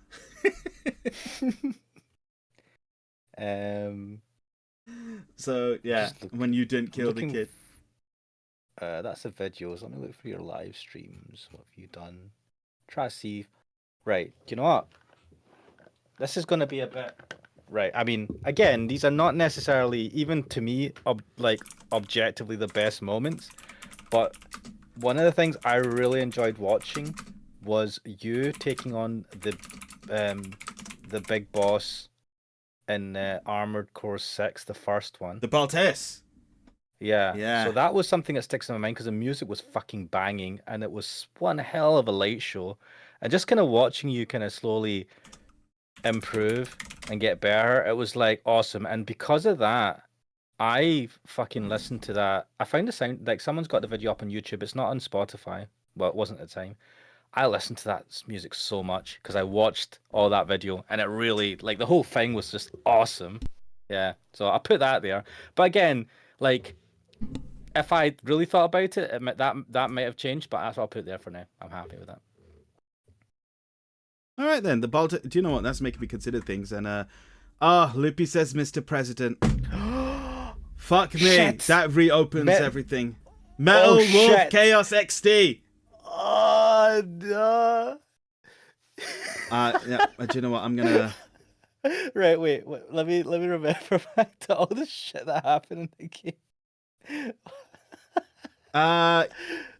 Yeah, Oh yeah. God. Fucking. Actually, do you know what?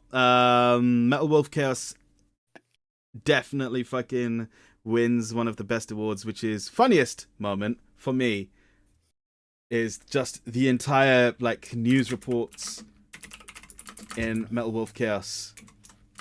Hello, Garlic Bread X. Oh, Welcome to hello, the stream. Garlic Bread X. It's nice to see you here, man. Yeah, we are hello. giving ourselves awards. Let's go through so far what we've given. Best stream. On my channel, I nominated either Dragon Ball Evolution or DMC Devil May Cry. Although now we are now considering Metal Wolf Chaos for something. And in Ashmanix's channel, I said any Iwahime stream. You And from myself, for yourself, you voted. My votes for Kuxel's channel was the MGS series as a whole because of how I felt personally and the nostalgia I felt, and it's one of the most prominent game series that sticks in my mind out of everything I've played or gone through. And the best stream I said for myself was the Dark Souls stream, just because I felt, now Crackdale doesn't believe this happened, but I felt I was, that was a nice little treat. It was funny and I didn't totally suck at it. Also, yeah, so that's why I put that for my own channel. And then we have the next award, which is the best moment. I said that in my channel it was the Higanbana bus crash. I just really like that. It's probably not the best moment, but that was what came to my mind.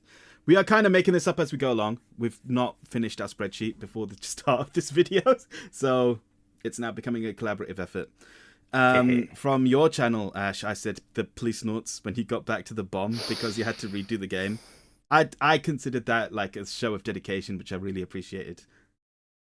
One day, when I pluck up the courage to ask a girl out on a date, no, I will do that. The silver case, I'll restart it, get to the point where we're at. I need to have Dutch courage or whatever the fuck. One day, but yeah, police knots. I think because that happened with the silver case, I refused for it to happen again, and for me to like just not carry on. So feel free to add your own nominations to these Garlic Bread X, because we are, like I said, having a sort of just nice little chat about what we liked. Yeah. Your best moment was the reveal of the main character's backstory in The House in Fata Morgana.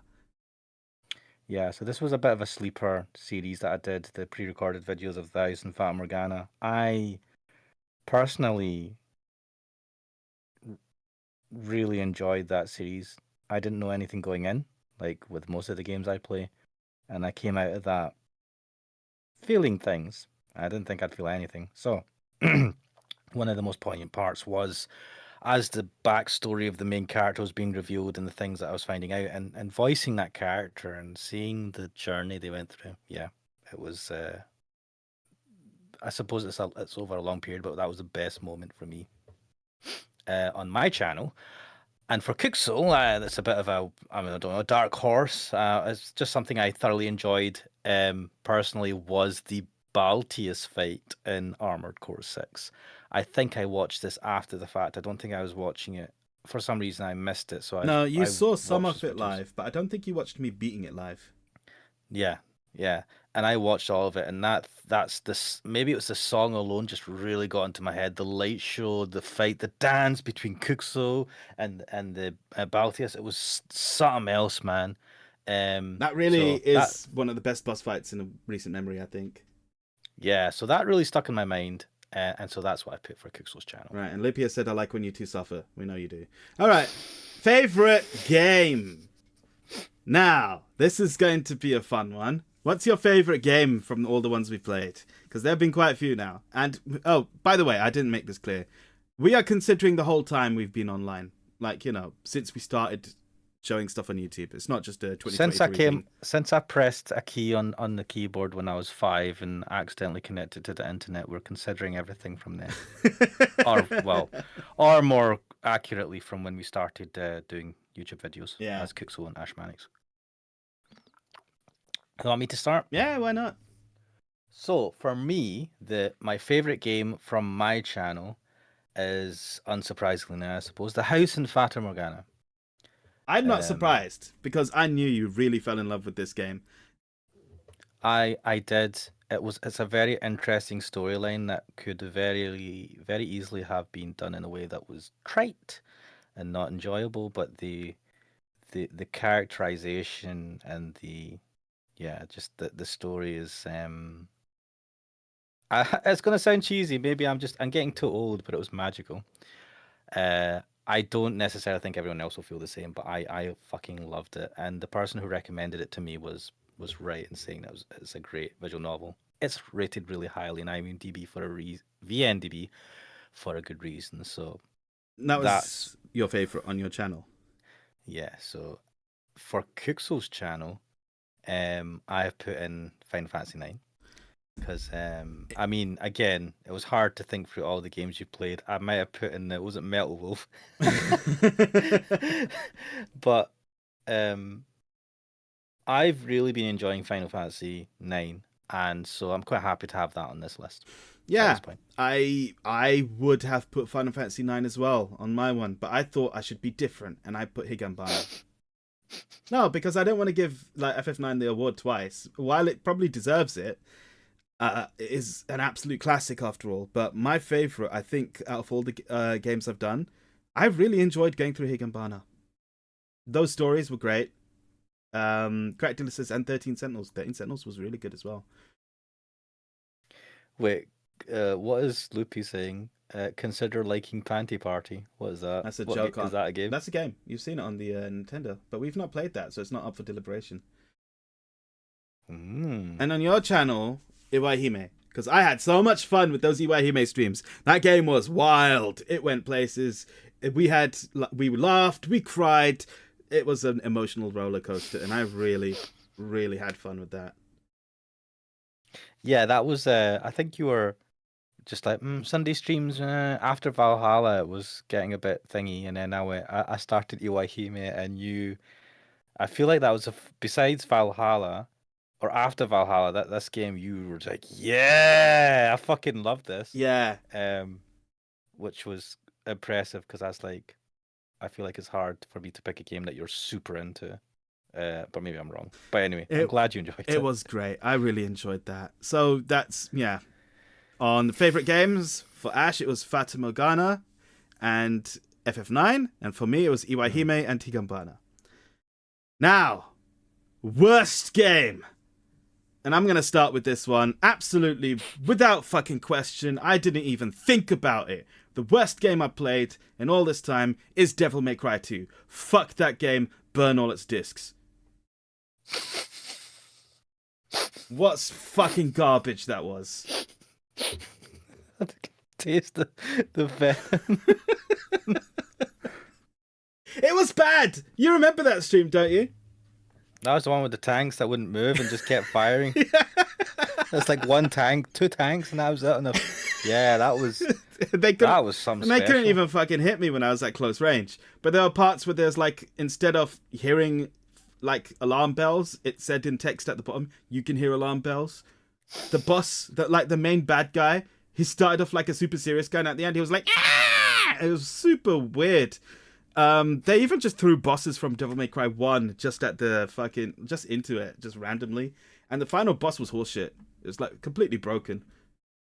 Ooh, Lupia suggested Happy Game. I remember that. I remember Happy Game, but it was just a game that we played once. I wouldn't call it the best. I wouldn't call it the worst. I wouldn't call it the angriest. I wouldn't call it anything like that. So it just doesn't come up. It was a game I played. So, wait, I've just thought of something. Carry on. All right, now from Ash's channel, and I don't know how many of you have seen this game, but the game which I consider to be the worst game you've played, Ash, is The Last Express. Because what the absolute fuck was going on with that? That's a good question. I didn't continue The Last Express. Funnily enough, I like the vibe. I like the art style. It just the mechanics of it just felt a bit too janky, and maybe the setting was a bit too claustrophobic or hard. It was hard to navigate, even though it's just a fucking train.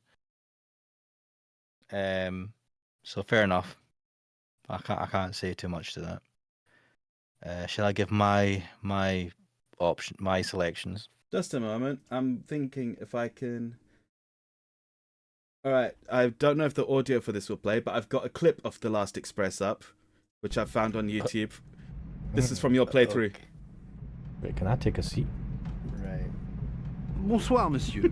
We have a nice table Ah! for you here in the corner. Calm Please, yourself, follow Pixel. me. What the fuck? What the fuck? This is scarier than any horror game I've played. What Just the? the amount Please, of monsieur. What the goddamn fuck? freaky expressions everywhere. Mind if I join you? Why not? Why not? What the fuck is this? I swear.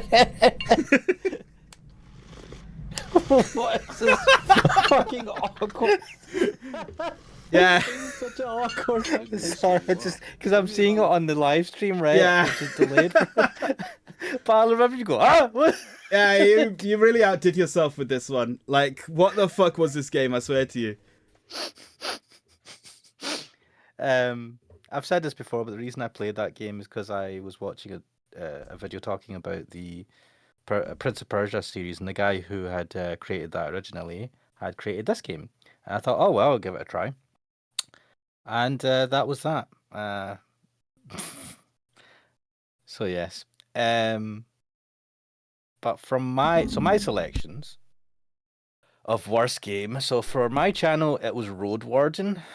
Road Warden. And the fact that you're like, what?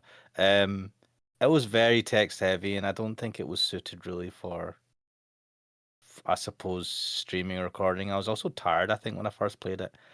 It probably gets good, but it's a very it seems like a very dense game. A lot of different routes, a lot of different options, and a lot of text to read. So that just kind of sucked for me. And for your channel, now I this doesn't mean it wasn't funny or anything. I just felt it was the shittiest game. Was the Dragon Ball Evolution PSP game. That is actually, yeah, one of the worst games we played. It was a fun stream, don't get me wrong, because I had a lot of fun with it. But yeah, that game was bad. Make no mistake. Yeah, anyway, so that is the that is the worst game. Now we're coming to some of the fun ones. The most inappropriate moment. Yeah, and funnily enough, I'm not seeing anything. You've not put anything down for this. No, this is one of the ones that I didn't put. So should I start with mine then, since I've put something down? Yeah, I'm gonna have to think about it because I haven't actually thought of anything. Well, we can have a chat with the chat, right? And maybe they'll help prompt while I'm giving mine anyway. So for my channel, I put the most inappropriate moment to be the butt in the face moment in Eve Burst Air. So this is when we're in the bath. Puddin comes in, butt naked, gets in the bath with us. Some hijinks ensue, and then we basically get a face full of her vag. That was highly inappropriate. It came out of nowhere. I was not prepared for it, and I had to censor that retroactively. It did get an 18+ rating or whatever automatically from YouTube, which was kind of funny. Yeah, that was like the start of your pushing the boundaries of YouTube. Yeah, and I knew. Look, I keep saying this, and no one believes me, but I like the visual aesthetics and the stories of these old visual novels. It's just that happens that most of them are eroge, right? So I should probably pre-record these and then do editing to kind of blur certain areas, but I'm too lazy to. Also, I enjoy the chat that I get while playing them. So this is the dangerous tightrope I'm playing. So this is going to be the famous last words of Ash Mannix before he gets yeeted from YouTube. Now for Kuxo's channel, I've just thought of this just now. There's probably more inappropriate moments. I don't know, but I remember the Now this was technically edited out, right? Yeah, it's not actually on my channel, but it's part of the game I played. I had to take it out. Yeah, but you know what's going on, right? There's some details even from the bits that are not the hentai bits, like what they're saying after the deed and all that, and the run up to it. I remember going, holy fuck, and it's basically the hentai scenes with the twins. Any one of in them, Kokari. really. They were something. Holy shit. And that's with it edited. I only watched the edited version that you have up on the channel. And even then I was like, bloody hell. So God knows. what would yeah, God knows what it'd be like if I'd actually seen the scenes themselves. So there you go. That is those are mine. Maybe less inappropriate if you actually knew what was going on. I've put for your channel there were, and this is not your fault, but a particular user appeared in one game of CS:GO and uttered what we like to call the gamer word in voice chat. All right. Yeah, Well. so I've put that for the most inappropriate moment. I don't know if you've gotten rid of that video or not, but yeah, That's probably why I started. I privated them because that does make it a little less thingy when they're privated, and I think I unlisted them. I don't know.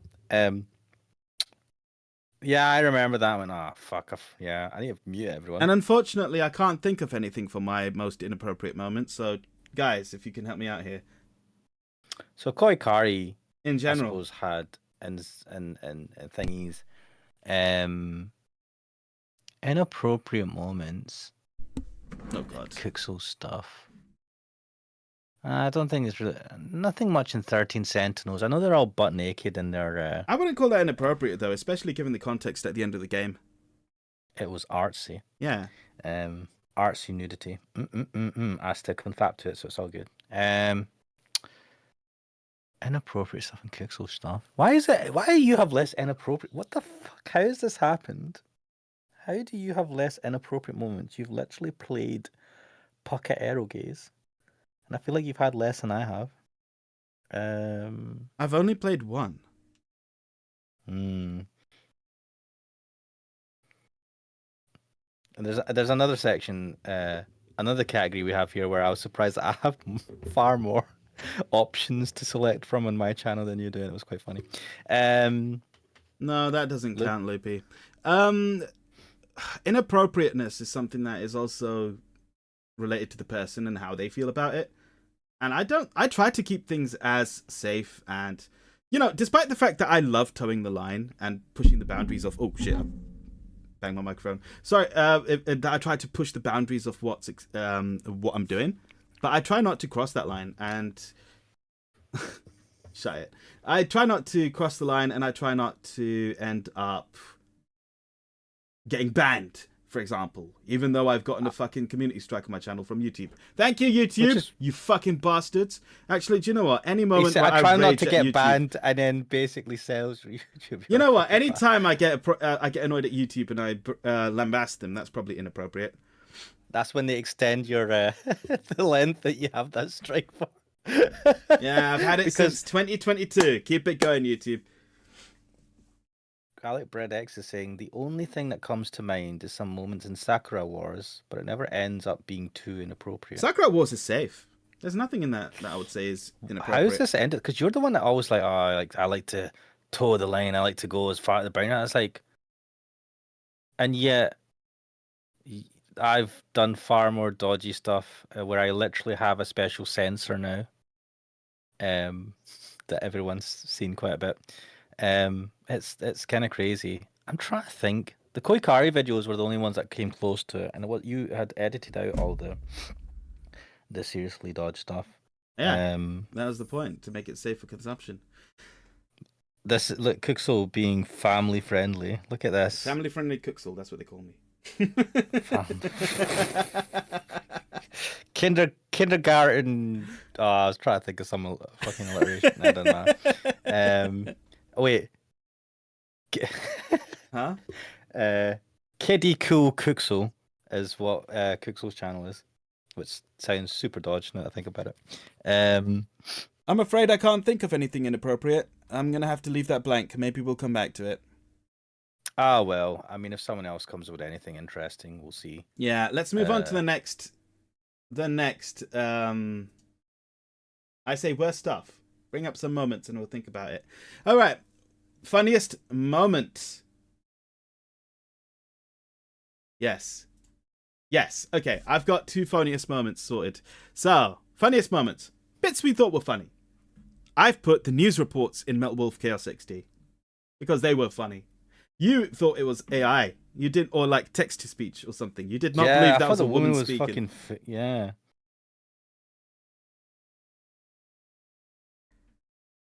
Honestly, I could go with anything in Metal Wolf Chaos. Mate, you're right over Sounds there. good. Yeah, like you'd gone quiet for a 5 seconds. Did I? Shit. I was waiting for you to say something. I thought, are you going to say anything? No, Never we're mind, carry waiting on. for each other. Right, yeah, the news reports of Metal Wolf Chaos. I thought they were fucking hilarious. I mean, Metal Wolf Chaos in general is bloody hilarious. But those news reports were really something else. Especially like the one where he goes, Metal Wolf is more evil than Satan himself. Like, Such a quotable game. yeah, it was real good. Then for your channel, I know you made a short of this or a video clip of this because it was that funny and you just couldn't stop laughing. But there was that one part where I was constantly taking the piss out of Iwahime. And like I think one of the quotes from the game was there was a rumble and I went to rumble in my balls. And then you fucking died I'm laughing. sorry, just remembering. And just the fact that he's still cracking up to this day is my proof that that was the funniest moment on his I'm channel. putting that in. I don't care. You're copying Sorry. that. I was trying to think of something else, but when I was editing the video, every time I played it, it still made me laugh. I don't know. It's just the way you're just like, chatting on, and then when you do it, you go, and it comes out so quick, timed so well, it fucking catches me off guard, and I just, even though I know when it's coming, You knew it's coming so and it good. still got you. Every time I replayed that video for editing, I still fucking laughed. It's beautiful. Yeah. So good. Well, I suppose I'll say my options then, which I've already kind of said. Yeah. So Ash, for his funniest moments, he also picked the rumble in my balls because, that was really, really funny. Lipia's picked the Valhalla Gay Mario voice. Which, was it you doing that? Was it me? I think it was you that did that guy Mario It's who came me, in. Mario. Let's go. Yeah, I remember that. It was me was doing that one, wasn't it? Yeah, it was you. I remember that, and he had the hots for, what's his name? Butt Monkey guy. Oh, I've forgotten his name.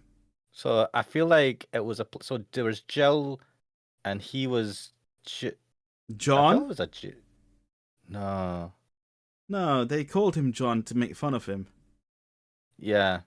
But for funniest moment you've put from my channel, something from DB Evolution. That's the whole the DB Evolution playthrough. That made me playthrough laugh. was really good. Honestly, it was one of our best things we've done. Right, most surprising game. This is a great one. Which game surprised us with how good it was, or how funny it was, or how much we enjoyed it? Just whatever surprised us. I've put Disaster Report 4. I honestly have been really surprised with how much I'm enjoying that game because I thought it was going to be something I could play once and laugh at it. But no, I've been continuing the playthrough because it genuinely grabbed me. The game is janky as fuck. It's really stupid. Some of the situations are stupid as hell, but I enjoy it. Genuinely. And from Ash's channel, I've chosen Andy and Lele because I thought they were fun. Oh, Characterless says Disgrace. His name's Gil. Yeah, that's it, Gil. Because I was it sounded similar or had a similarity to Jill, and I couldn't fucking remember what it was. It's the hard G. Gil. Gillian. Yeah, Gillian. So yeah, he was the guy that Mario liked. Yeah.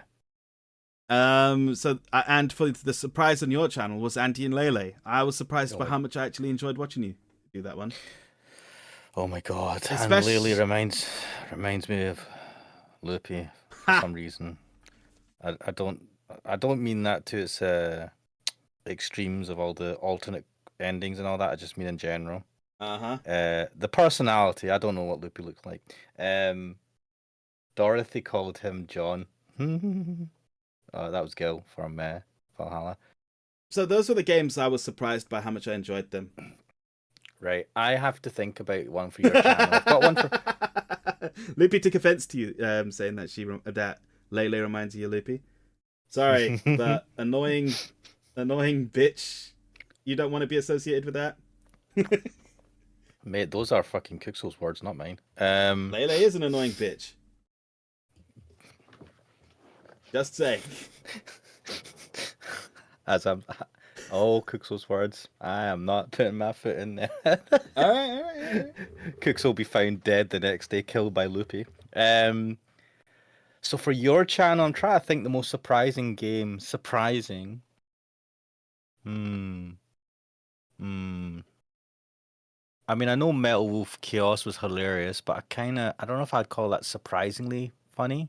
I mean,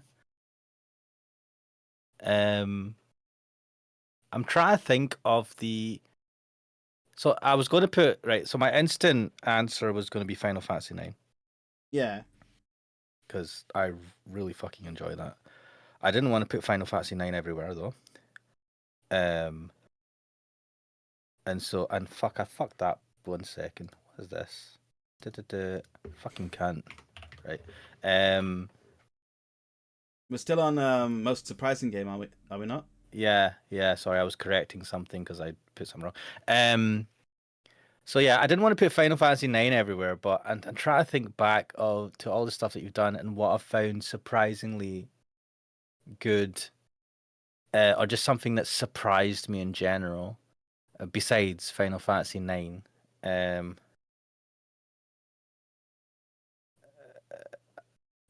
Loopy is saying I was here for that stream. The stuff you said, what, the Andy and Lily stuff.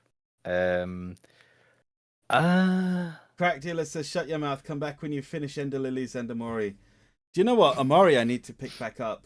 Ender Lilies, I don't know if I'll continue because I got lost on where I was supposed to go next. Project Idol, yes. Right, yes. Because I didn't, that was a random game you started playing. I was like, oh, and I fucking love it. Ooh, I love it. In a way that I look forward to that. That is one of the most the games I look forward to the most out of all of the ones that you like. All of the ones you play, not the most, but one of them, right? If you know what I mean. And I thoroughly fucking cheer up when you're like, Ash Mannix, you dog. Sorry, that's my other friend. Do you want to play this? Do you want to come on first? And I'm like, yeah, right? And you fucking canned it, right? I've not canned it. Games, I've not canned. It's because Project it doesn't Idol. have because it's not scheduled. It's in the air. It's in That's the the air, problem. but it's Yeah. not canned. It's just that I feel that game might be better as a live stream. Yeah. By the way, any of you who want to join in for Project Idol, we'll be doing that as live streams going forward instead of pre-recorded. Simply because I think as a mystery game, it's probably better with the chat. So I fucking love that game. I really enjoy it. I love that old ass aesthetic. It's maybe hitting some weird nostalgia, give me a nostalgia boner. I don't know. I fucking love it though. It's a good game. Yeah, I feel good about that. I feel like I've got that post-nut clarity for some reason now. Right, now, this next one, we can really, really get into some nice discussions. The most scuffed stream. So I'm just going to say that I didn't say what was my most surprising game. Oh, shit, I thought you said that one. Okay. No. My bad. Well, we'll quickly go for it. The House in Fata Morgana. You're surprised. Not surprising after the chat. But anyway, carry on. Catherine, for some reason. Catherine? We finished that. No, that was Catherine you were playing. Yeah. Remember? Yeah, we finished that. Yeah, I forgot about Was that surprising, though? I thought it was all right. No. I knew it was all right because I played it before. I had an idea of what it'd be like, and it lived up to those expectations. Fair enough. Anyway, the most scuffed stream. This is for when shit broke the most. Now, I'm going to give a special mention to the Final Fantasy IX stream we've most recently did on Friday. Because holy shit, I have not experienced so many glitches in one game at once. That was really, really bad. And I didn't want to give it to that simply because it was so recent. I still think my most scuffed stream was the impromptu scuffed stream where my computer decided to shut down halfway through, and get back on. I had to turn it back on and somehow managed to rejoin the video and somehow save the stream. Before. Yeah, that was insane. It was, but yeah, that was insane. Wait, Crackder's saying Ash wasting 42 minutes in a Valhalla stream. Wait, what was I doing for 42 Oh, minutes? that I couldn't remember which one that was, but yeah, there was that one stream where the audio was not working at all. It took 42 minutes to fix it. Shit, what was wrong with the audio? Did I ever fix it or did I just carry on? You couldn't hear me, and then we couldn't hear you, and then we could hear me, and then I died, and you sounded like you were coming from like some weird next dimension. Somehow not my choice for most scuffed stream from your channel, though. I've wiped that from my mind. That was a funny yeah. one. I loved that one. There was an audio one at Iwahime as well, which I never fixed. Do you know I actually had to uninstall the fucking drivers for my audio interface? What happened with my that one? microphone I plugs don't in? remember that one. So it's something to do with the audio interface, and an update in Windows started resulting in weird shit. And when I think about it now, it might have been to do with Voicemeeter, because everything goes through Voicemeeter, and it might have been like periodic, like weird interference. So what I ended up doing is just uninstalling the drivers I have installed for the audio interface I use, and just using whatever the standard Windows one is. And apparently that got rid of it. Why? Don't know. But I had to redo all of my audio settings on Voicemeeter to fucking make it work again. So that, yeah, that fucking pissed me off. Right, okay, so my choice for the scuffed stream on your channel was the video called Watch Me Draw Badly. Because that was the one where the lag kept increasing as the video went on. So now I think about that, it's probably because I was using a third or fourth tablet. I was using a drawing tablet which added an extra screen, and I think I was doing this on my Mac, and I think that was maybe potentially adding a lot of load. I don't know how that would affect the stream directly, but I was having issues with streams at that time as well in general. Yeah, it was weird, it was. And funnily enough, I never did a drawing stream after that, but that's probably because I couldn't think of anything to fucking draw. That's not to say I won't do another one, but yeah, I know Crack Dealers mentioned you should do another drawing stream, and I'm like, yeah. Now I noticed that for my most scuffed stream, you've put the FF9 boss battle failures. Yeah, it's the one that's in my mind. It's happened most on recent Friday, and it happened several times. It was the Nova Dragon boss fight. That crashed several times, and I had to do a reinstall of the game that had no mods, and we switched to that briefly. And then, like, several times just through that fucking stream, the game would crash, and it had different crashes each time. Like I said, it has been a long time since we had so many different moments of just things going bad. Yeah. So for myself, yeah, so I've done that for you. I've said for you it was a Final Fantasy 9 one, boss theme failure. And for my option for my channel is when I had to switch, I think it was when I started playing Uno. I started the stream, I think, not entirely sure. I think I knew I wanted to play Uno, but for some reason I thought I could play it on my computer. So I started the stream on my computer. And then I went, oh shit, I have to play this on Windows. And so what I ended up doing was switching computers while on the live stream and maintaining that same live stream. So like force closing OBS, starting my Windows PC, and then reconnecting and hoping it all worked. And it did. So that's probably not my most scuffed streams, because Crack Dealers mentioned the audio stuff and I forgot about them. I like to fucking wipe these things from my mind. I suppose it keeps me pure, not remembering this shit. But yeah, those were bad actually. Fuck, I forgot about 42 minutes on audio, man. But anyway, that's the one I've chosen. Okay, fair enough. And when you had to switch computers during the stream, yeah, I wasn't there for that one, I think. No, that was Uno. That was the first one. Right. You were I was away. busy, and that's why I was trying something different, I think. Right, okay. Now, the next one is best music, as in best single track, not just like a game, so we say Final Fantasy 9. Best music. And for best music, I've put from Higanbana, because I didn't want to put FF9 because that really is the best music.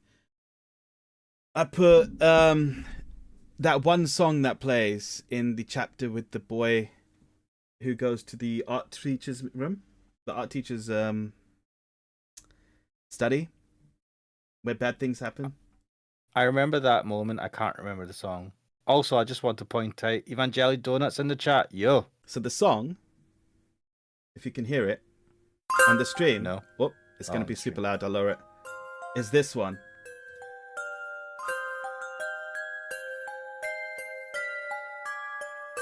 Can you hear it? I can't hear it On the stream, you'll Discord, hear but I it. can hear it on the stream, yeah. Yeah. It's a simple little chime, basically, but I really enjoyed that. I think it added a lot to the atmosphere. It felt terrible in the moment when you know what was happening in the story. So yeah, that was the one I chose for best song. Evangeli Donuts here. Hello, man. He says, "Yo, Merry Christmas." Also, this song using chime reminds me of Corpse Party. Oh, Corpse Party. Haven't played that. I watched the anime. I think you played that though. Yes. Right, and from your channel, I chose Iwaihime, the one song everyone knows. Its name is in Japanese. I can't read it.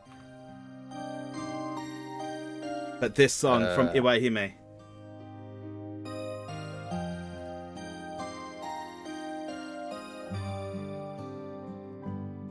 All right, the romance one.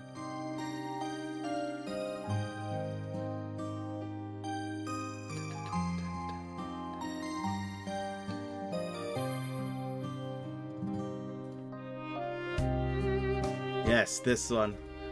Evangeli Donut calls it the romance of the tree puncher. Crack Dealer says, "Yep, that's the one." Garlic Product says, "Yep, that's the one that came to mind too." I like that when I said Iwaihime, the same song came to your mind, so you know. And that's why I picked this for best song from your channel, mate. You've chosen for your one Fallow Land from The House in Fata Morgana, Yes. which is playing. Is it? Let me fucking listen to this. It's a bit of a slow build.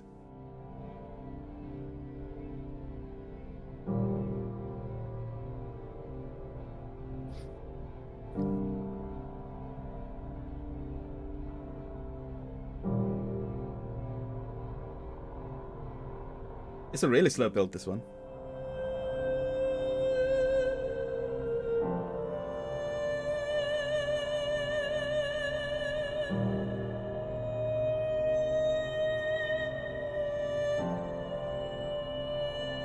This is the one, right? Yeah, I'm sorry. I'm just enjoying it. Like I can't describe to you how amazing this, like how this makes me feel after playing that game. So fuck, it's one of my most played songs on Spotify this year. So it's on Spotify, by the way, guys. That's fair And enough. I think it's the song I got like copyright notices for the most during that series. Right. Okay, sorry to end it. And you chose the Balteus theme from Armored Core 6. Yeah, I've just put that in just now, remembering that, and I've even put in the link to it, so hopefully that makes it a bit easier for you. Yeah. Oh, this one's also got a slow build for the start. Well, I guess I've got a type. Ah. I mean, you've got a type for hype.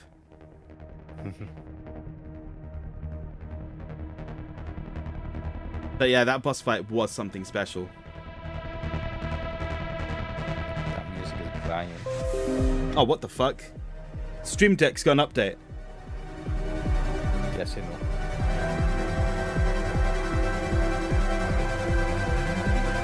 An update on Christmas? Nice.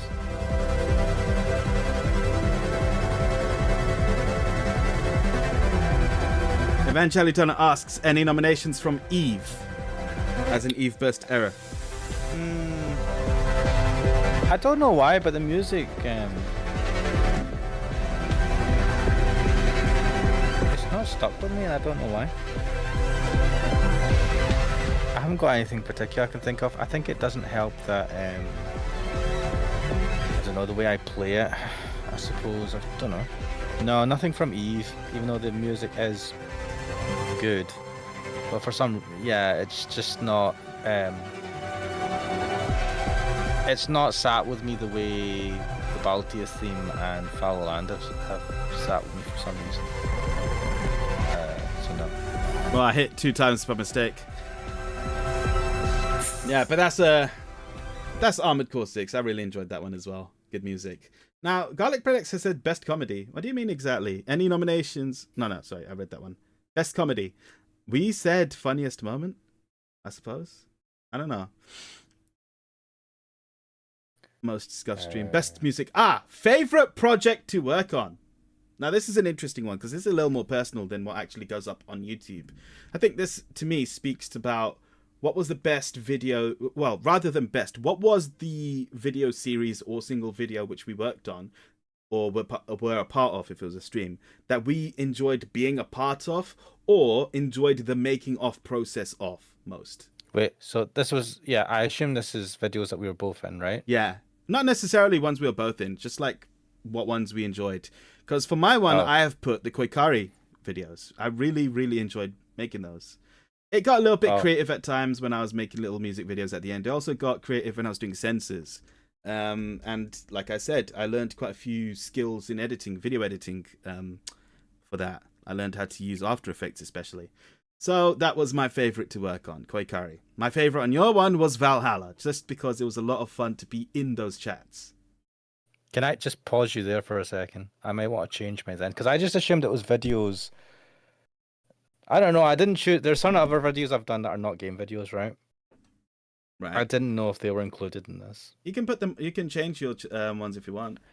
Are they included in what you mean by what's covered by this, right? You can put anything that you enjoyed working on. I enjoyed working on that giant shit I took this morning. No, I'm just kidding.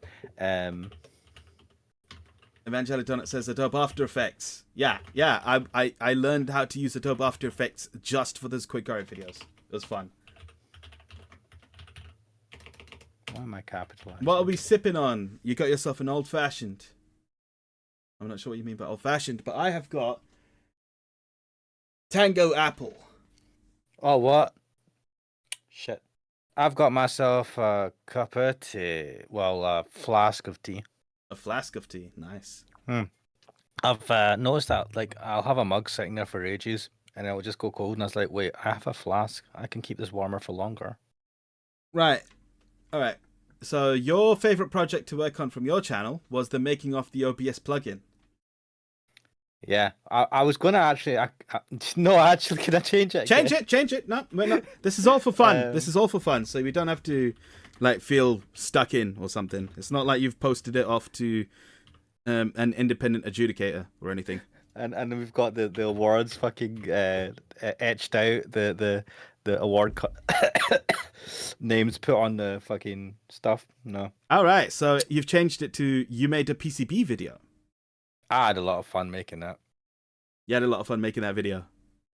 Oh yeah, and I liked a little bit where I put the music in and I had little kind of cuts and stuff with when I was showing the thing working.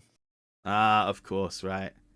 And which I think you found funny. I did. I found it a little bit out of place when I first watched it. I was like, "Whoa, suddenly music! What?" So I think that was the point was to be like, and music and shit, bruh, the thing working and flashbang spectacle. We got. I wasn't supposed to... Yeah, I get ya. We got a range of drinks in the chat: chalky milk, whiskey bitters and sugar mixed together in a cocktail, and apple cider. Interesting. Wait, it's garlic berry. That's from the West Country. I have some cider. Yeah. Cider. But yeah, that PCB video of yours was pretty good, and I know it's the type of video you like making, where it's like somewhat informative and a little bit documentary style, if you know what I mean. But also, I mean, if we're talking about a project, right? Technically, that project is not just a video. It's the project itself. Yeah, I made an actual PCB. Oh, sorry, I designed it and got it manufactured. So that was... I feel like it was a different time. I did that like near the beginning of the year. And I cannot explain to you how satisfying it was to be able to design something like that. Using open source software, it was free. Get that manufactured in China, because that is where most things get manufactured to get it cheap. Having it come over and having it work, I fucking loved that project. And I carried on and did something a bit more complicated afterwards. So yeah, the whole project as a whole, I should have just said that project, but that encompasses the video. It's good fun. Fair enough. Evangeli Donut says, I've been meaning to watch that video. Yeah, no kidding. It's about like 10 minutes or something. It's not that long.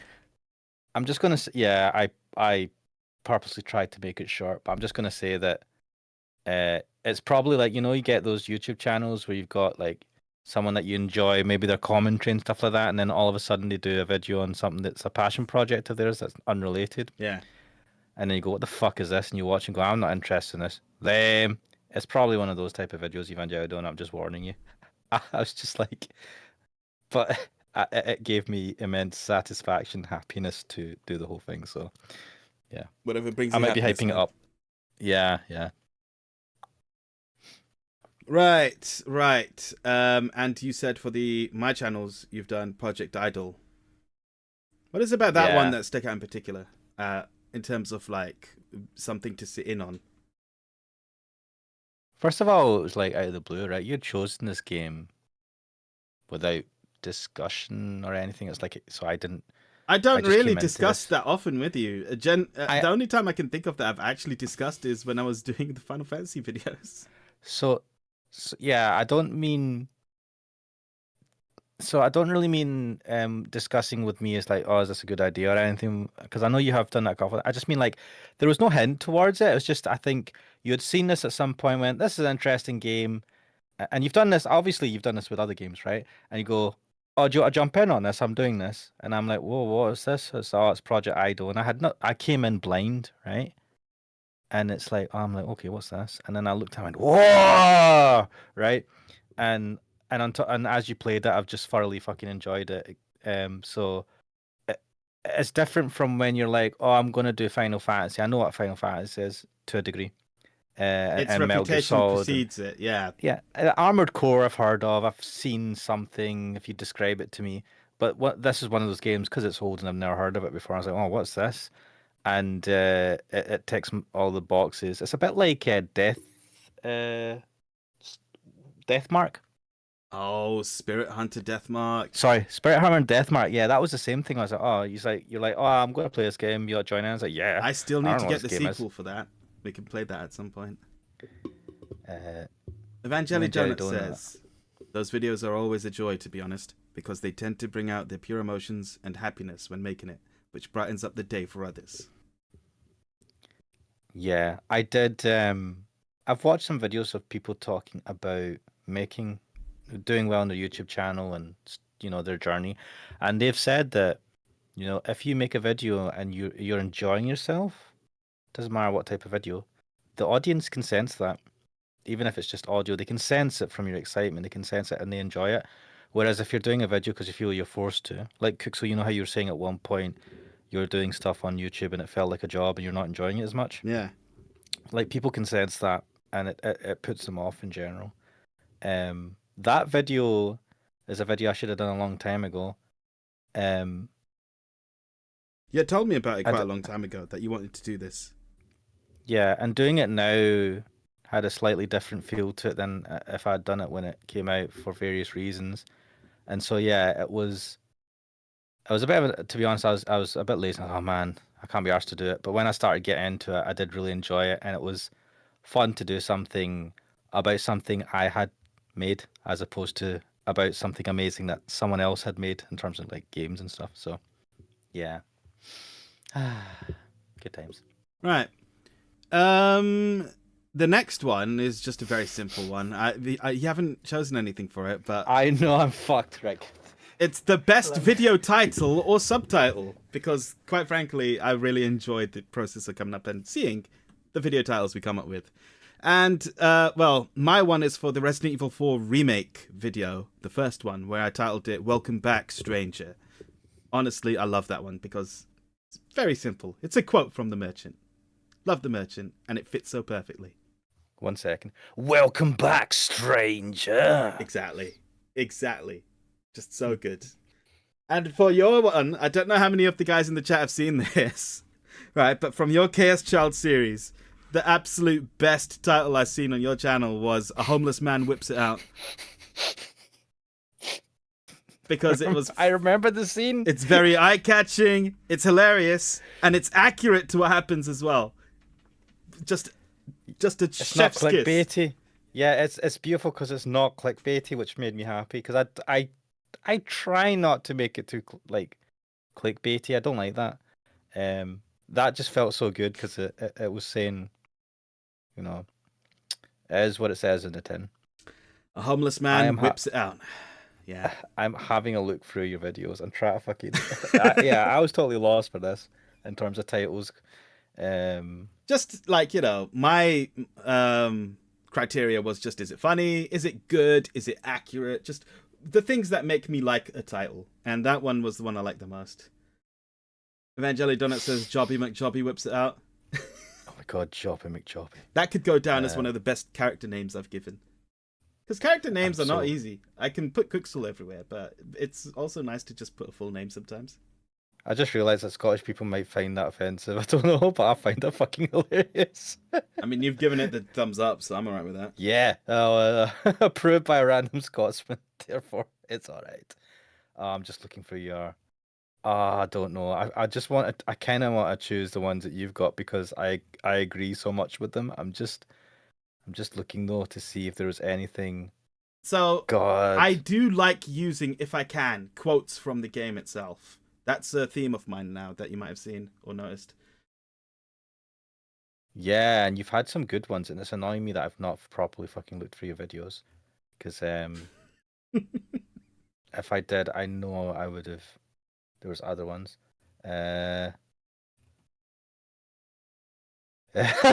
What? Right, I think I found one. One sec. What is it?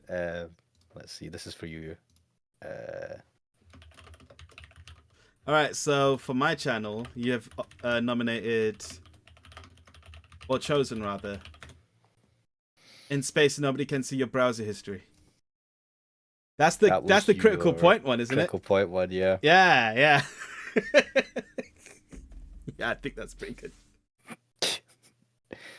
I thought that was quite good. And for your one?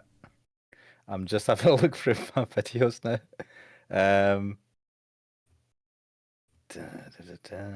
Evangeli Donut says, critical point. We need another episode, man. I'll have to get on that at some point. I will. That's probably the type of game I'd end up playing. So I mean, yeah. it would fit your channel now. Oh god. Well, it's better than feet. that was. And you're not fucking throwing rocks at me. You're commenting on the fact that your channel blew up with that that Akabi sailor uniform video that you were in as well. Yeah, which I've nominated for something else later. And I did a short with was a super cut of that video. Yeah, so I'm just continuing to look through my videos to see if what I've done, anything that really sticks out. I would have thought it would have been the live streams. Maybe it was the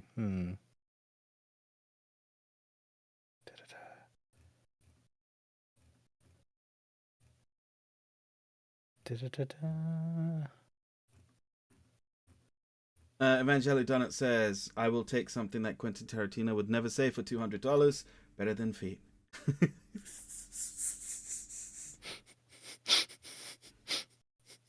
You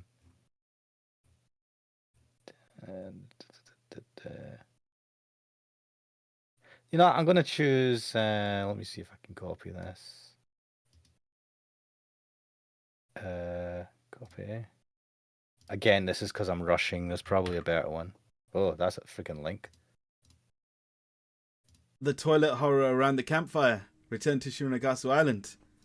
Yes. Not a bad I choice, like to that. be honest.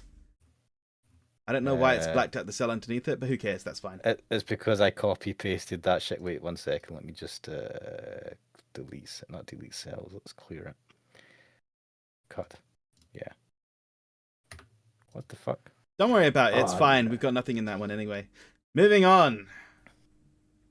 Now we're coming to some of the fun ones. Quixel's biggest choke. This is the award for the moment I failed the hardest. Right, Evangeli Donut says apparently a former Rockstar dev is commenting on Twitter posts today. I might have to check that out because I imagine something notable would come off it.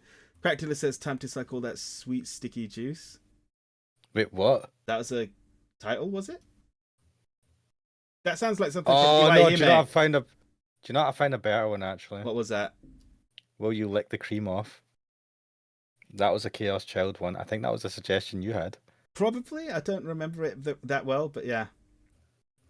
Yeah. So I actually had in the thumbnail is it the friend character in Chaos Child? The girl with and red she has hair, a bit right? of cream. Yeah. Pinky, and she has like cream on her face. Yeah. I think I put remember that on. I remember Or that. did I put that on? Okay. uh, Now, coming back to... thank you for the account, Evangel John. I've made a note of it, so I'll check that out later. Cooksel's biggest choke. The award for when I failed the hardest. Now, in my mind, actually looking at this now, both of us have chosen the same game. Elden Ring. Which is quite funny, because... I put that in, I think, before you put yours. Like, I think we did this independently, right? Yeah. Like, as opposed to... Because a lot of things I've looked at yours went, But this one was definitely the one that... First thing that came to my mind when I thought about it. Yes. And honestly, I think it's well deserved.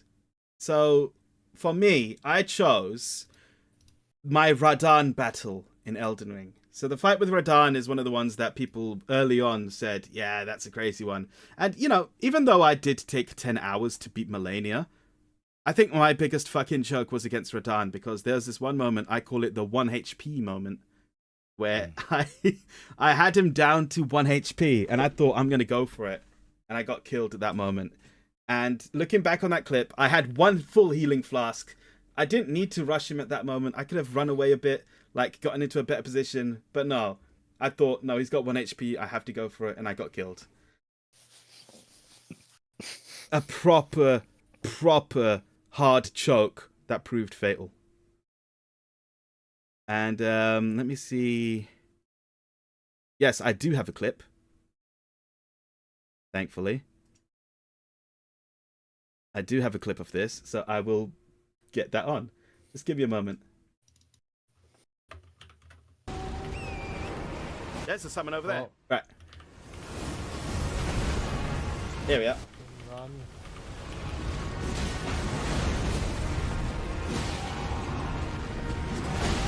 1 HP! Oh! You motherfucker! I should have run, man. You should have been. I was stun locked. I was fucking. So, it's just you saying 1 HP, you motherfucker. That, you know what? Shit, that is the best fucking. Your reaction is gold. Fucking hell. Yeah, that was my vote for best choke. Because I don't think I've ever gotten worse than that. Evangeli Donuts says choked like a Compton hooker. Oh dear. Oh my. Cracktula says yikes. I'm not sure what he's yikesing about, but yeah, that was bad. Yeah, and Ash, you chose me fighting against the Tree Sentinel. Now, was there a particular choke in that? I can't remember it very well, to be honest. I just remember that it took me like 2 videos to take him out. It was just the whole thing that it took you to vote. You're choking on trying to kill him. Yeah, I was getting And- better, and then I started getting worse. I do remember that. Yeah, I think at one point you were going to give up. And I was just like, holy shit. And it was the first main boss, which was hilarious. So, fuck, I don't know how I remember I forgot the Radahn one. I feel bad now, because that was definitely fucking hilarious. That was like a concentrated, amazing, like, moment in history compared to the Tree Sentinels, like, prolonged and grueling in a funny way. But yeah, Yeah, I mean, I wonder if anyone in the chat has some good choke moments of mine. Because I know I'm there sure are plenty. Loopy will have some good ones. There are loads of times when people just say to me, "Ha ha, get good," and stuff like that. Wait, I was choking on fucking, you know. You're choking on the general controls. Oh my god, I was raging, man. What else was I raging at? There was another game I was playing recently that was Eve Burst Error. Unfortunately, I didn't put an Ash's chokes moment because there aren't many that you've played, to be honest, but I did find a suitable category for you, which was the most uncomfortable sex scene in an Ashmanic stream. Everyone is free to vote for their own favorite, or not favorite, but what's the best word for this? Nomination. Right. Evangelion Donut is saying Ash did choke on Eve pretty hard. Yeah, I did. I was getting fucking pissed. You gave up at the end and just used the guide. Oh yeah, mate. No, there's no fucking way I would have been able to finish that without the guide. Oh my god. Even with the guide, I was getting stuck, man. Oh my god, I had to switch between the two characters, and oh shit, I'm getting PTSD from it. Oh god. Anyway, let's forget about that. It's giving me mental pain remembering it. Right, so the most uncomfortable sex scene in an Ashmanic stream. It's quite funny. We both picked 2 games from the same series. Now, the reason why I didn't pick that one that you chose, because that was the one I thought of first. I just didn't want to write the word rape. Well, now you've said it, but okay, fine, yeah. Your choice was Phantasmagoria. Grape, sorry, grape. It's okay, I don't mind saying it. It's just that I thought you would have an issue. Evangeli Donut says, I suggest the tickling scene from Eve. Do you know what? I don't think I've seen that one. The tickling scene? Or the rape scene from Eve. I know I've seen that one. But no, the most uncomfortable sex scene in an Ashmanic stream. Ash has put Phantasmagoria 2, the BDSM hooks scene. Yeah. Which was, I wouldn't call that uncomfortable. I just thought that was hilarious. But yeah, it was a weird one. And I have put from Phantasmagoria 1, it's the only scene in the game that's like that anyway. The rape scene. We were laughing during it though. So I'll be honest, right? I did think about that when it came to funniest moments because it was so. So looking at the guy, it was so absurd. His expression was so absurd. I fucking burst out laughing, and I know I shouldn't, but I don't know what made them think that was the right way to handle to direct that. But yeah, so like, but I didn't want to put that in the funniest moments. So no, I think that's sitting in the right place. I agree with your choice, to be fair, over Phantasma too. It was uncomfortable. Evangeli Donut says Phantasmagoria was funny, but they tried too hard to be edgy. Yeah. So I heard this again from watching the guy who acted as the main character in Phantaz 2, has his own channel. I've mentioned before, Conversations with Curtis. He was having a chat with the woman that acts as the main character in Phantasmagoria 1, and he was asking about that, and she said that I think they recorded that rape scene, I think, after the fact. It was one of the later scenes. I remember you telling me about this before, yeah. It was added in, and I think it was added in to try and make it more... Get an adult rating or something, or just like, yeah. To try and attract attention, which kind of sounds fucked up, right? It is clickbaiting in the old age. Yeah, it's pretty bad. So yeah, it was weird. Right. The next one is a good one, and I don't think we finished this, to be honest, but oh well. It's the angriest Cooksaw moment. When did I lose my shit the hardest? Yeah, I don't know why I haven't filled any for your channel. Oh, Crackdealer says, does Susanome getting assaulted in the cave count? Do you know what? Yes, that was bad. I actually felt bad for the whole week after that one. Really? Yeah, I didn't like that one because it felt real. And that's what made it bad. I think it was. Yeah, Crackdealer says that traumatized him. Yeah, that one felt real in a way that a lot of these other scenes just don't. Especially the ones from Phantasmagoria. Do you know, I've just remembered. What's that? Iwaihime. Oh. The scene with the the Sech King. Yes, the Sech King one. I didn't put becomes Caterpillar Man. Yeah. And Tickles. Actually, let's say they said it was Tickles or something. Do you know, I'll put that one down actually. No, I'm not. I can't put that down my one. Yeah. Yeah. No, Phantasmagoria 1 still wins it for me.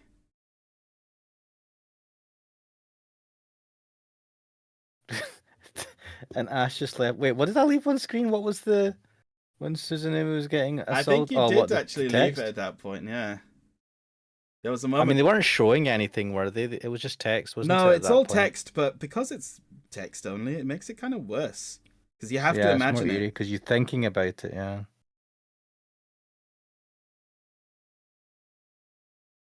We're all feeling comfortable now remembering it. Yeah, so yeah, back to the angriest Cooksoul moment. When did I lose my shit the hardest?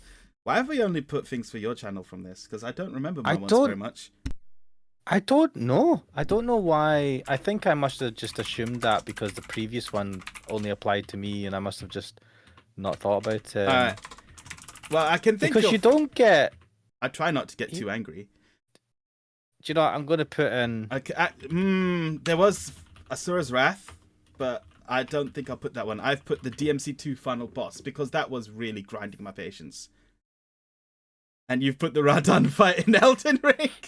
I mean, you are pretty pissed, man. Holy shit. YouTube's done it again. Oh, what the hell, YouTube? I know, it keeps doing that. Anyway, that's your angriest moment, mate. Just YouTube keeps banning you or blocking you.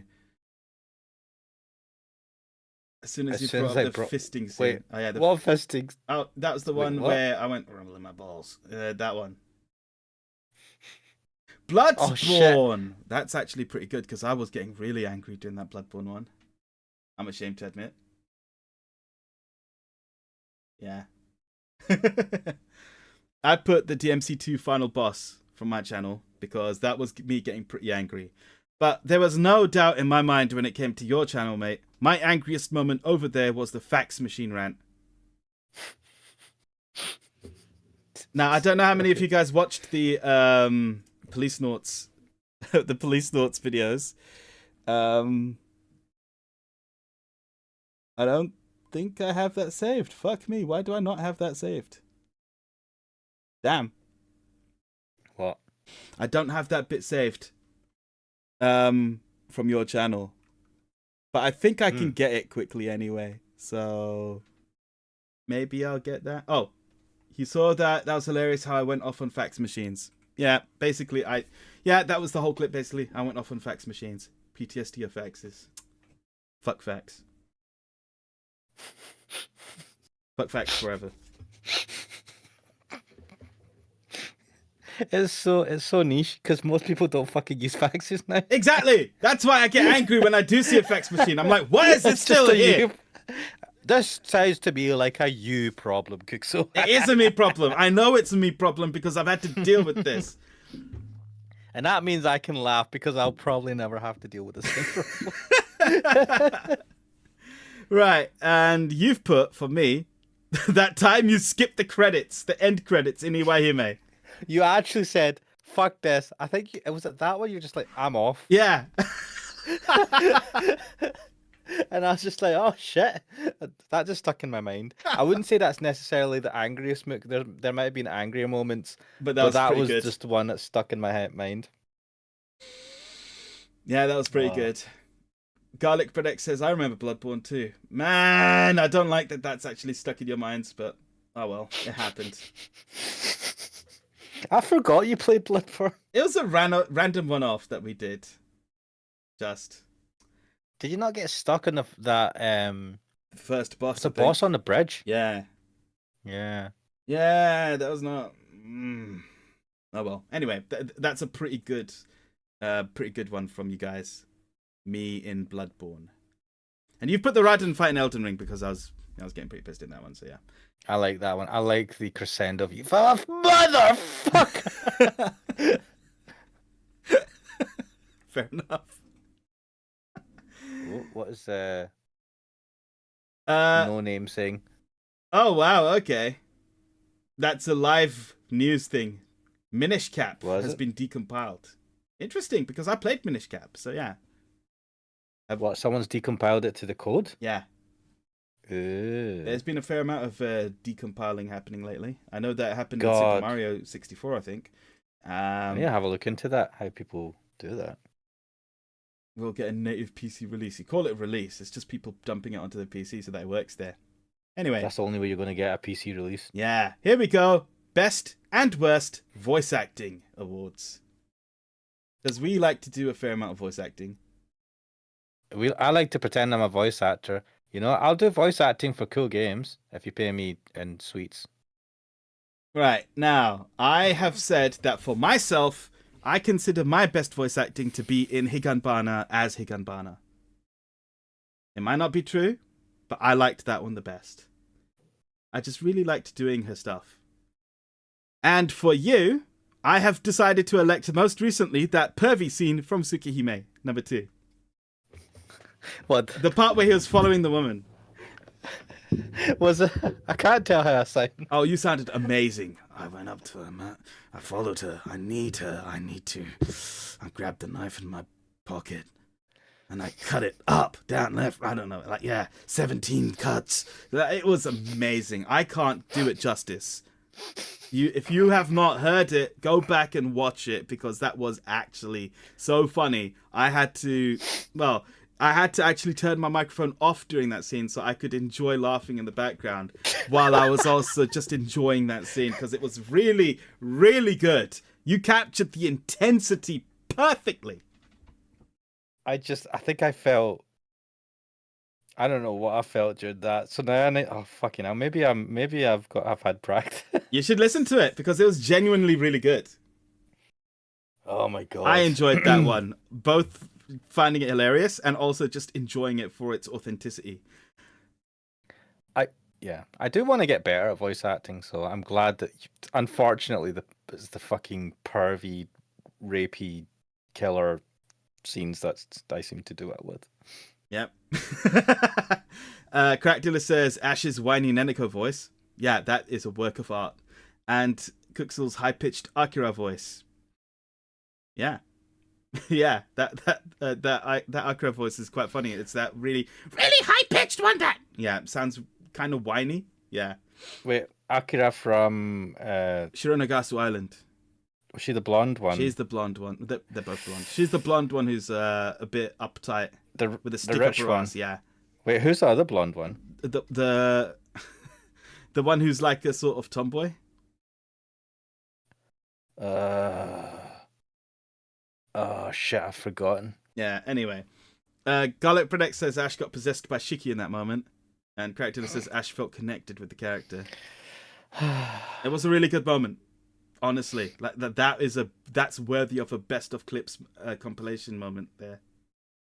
Well, do you know what? I'm just gonna make a YouTube short of me talking. No, actually, I better not do that. I don't want that to fucking become the prominent video.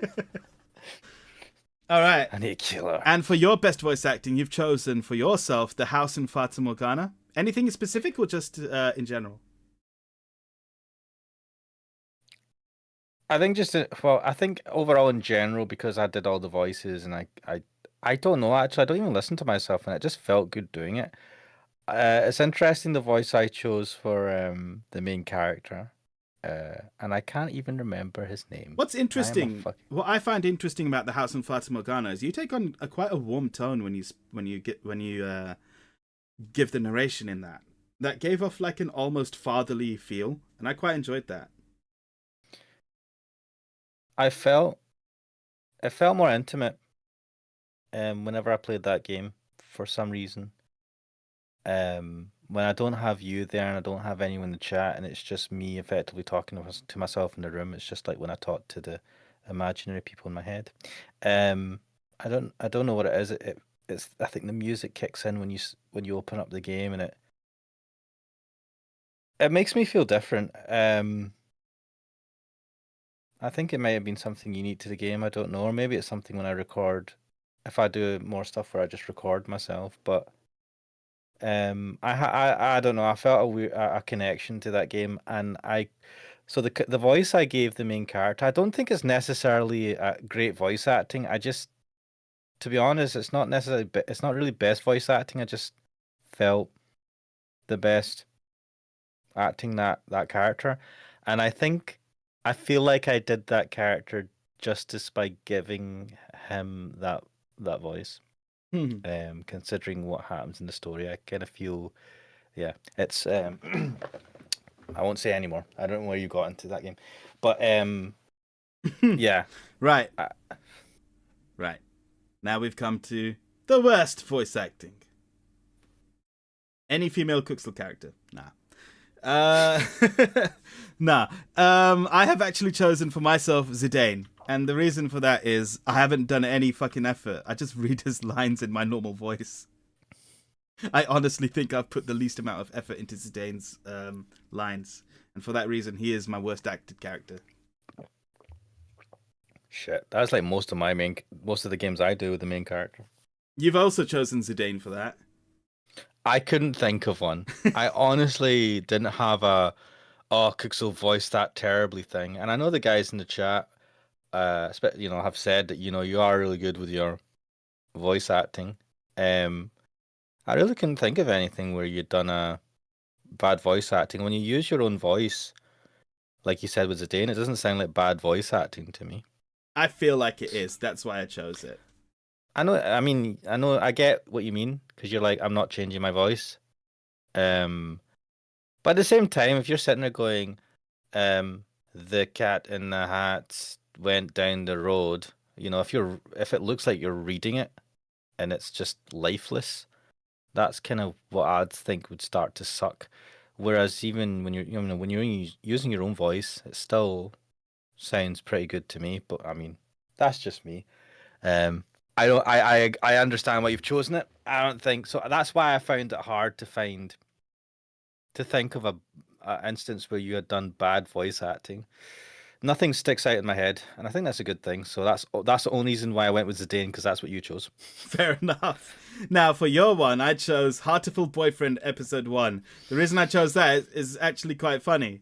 It's also up there for most scuffed, in that you didn't record me at all. Yeah. And I kept that up there because that was the first video That we ever did on your thing. that I ever did on my channel, and I kept it up there as a reminder. Make sure your voices are working properly, guys. But it was a reminder of where I came from. We talked about this early on when we started that, every video is going to suck, and that's okay, because the whole point, the aim is to hope to get better. Yeah. And to try and get better. And if you look at the stuff we do now, I'm pretty sure it's a lot better than what we did in the very beginning. I'd like to believe so, yes. And that video stays up so that if someone, just for me, as a reminder, if I ever go back to watch it and I remember I seriously fucked up there, but that's where I came from. And that's why I kept it up, even though I knew as soon as I started listening to the video, I was like, oh, fuck. Because at the time I had no subscribers or anything, so I didn't really care. Now there are people watching us, and many of them don't comment or even join the chat. So they might be watching us, and we don't know. Which is fine. I'm not going to force anyone to chat. It's not, I watch a lot of streams and don't chat at all. So it's, but yeah. Thanks for reminding me of that. That's probably one of my most scuffed one of my most scuffed recordings. It was a great one. But Heartiful Boyfriend in general, I thought was pretty good. Now, for your one, you've put Rose Guns Days. I can't even remember how I did that. I don't know. I couldn't really think of what was particularly bad. I just remember I did Rose Gun Days, and I feel like I phoned that in. Fair enough. I don't think that game grabbed you in the way you wanted it to. No, because that's a Ryukishi story, I think. That's the crazy part. It's a Ryukishi story, but it really doesn't feel like one. And it has an interesting game mechanic for a visual novel. But that weird action scene thing? Yeah, you just have to keep clicking really hard and something to do with the card numbers or something. Yeah, I wasn't feeling it, and that's probably why I just went, I think I did shitty voice acting. But I'm sure the people in the chat, the guys in the chat, will have better recommendations for worst voice acting, which I'm quite happy to hear, and best and potentially worst. Change it. Yeah, absolutely. Oh, forget the best. There's no best. There's just this worst. Right. And now we have come to the Perverted Awards. I give you the very first one, the best feet moment. Now, here's the funny thing. Because there really is only one contender from your channel. And both you and I have chosen it, although we've chosen different parts of that video. It is the Arkebi Sailor uniform video. No surprise there. But I've chosen the thumbnail, while you've chosen the nail clipper scene. So for me, it's the scene where she cuts her nails and then she sniffs the nail clipper. Yeah, I still find that disgusting. I don't know what the fuck is going on with that scene.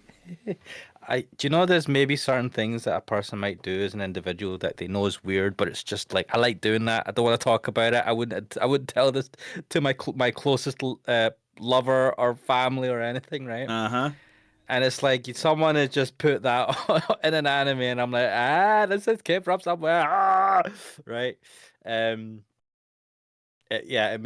made me feel uncomfortable all over, and the way she's portrayed, it's all artsy. It's from the side, the sun's like shining in on her, and I'm just like, this is the first time you meet this character, and I'm like, what the fuck is going on here? Also, that's the reason why I watched the anime. That clip was Giguk had there was some sort of clip thing of him seeing that scene going, what the fuck? And I was like, oh shit, what is this?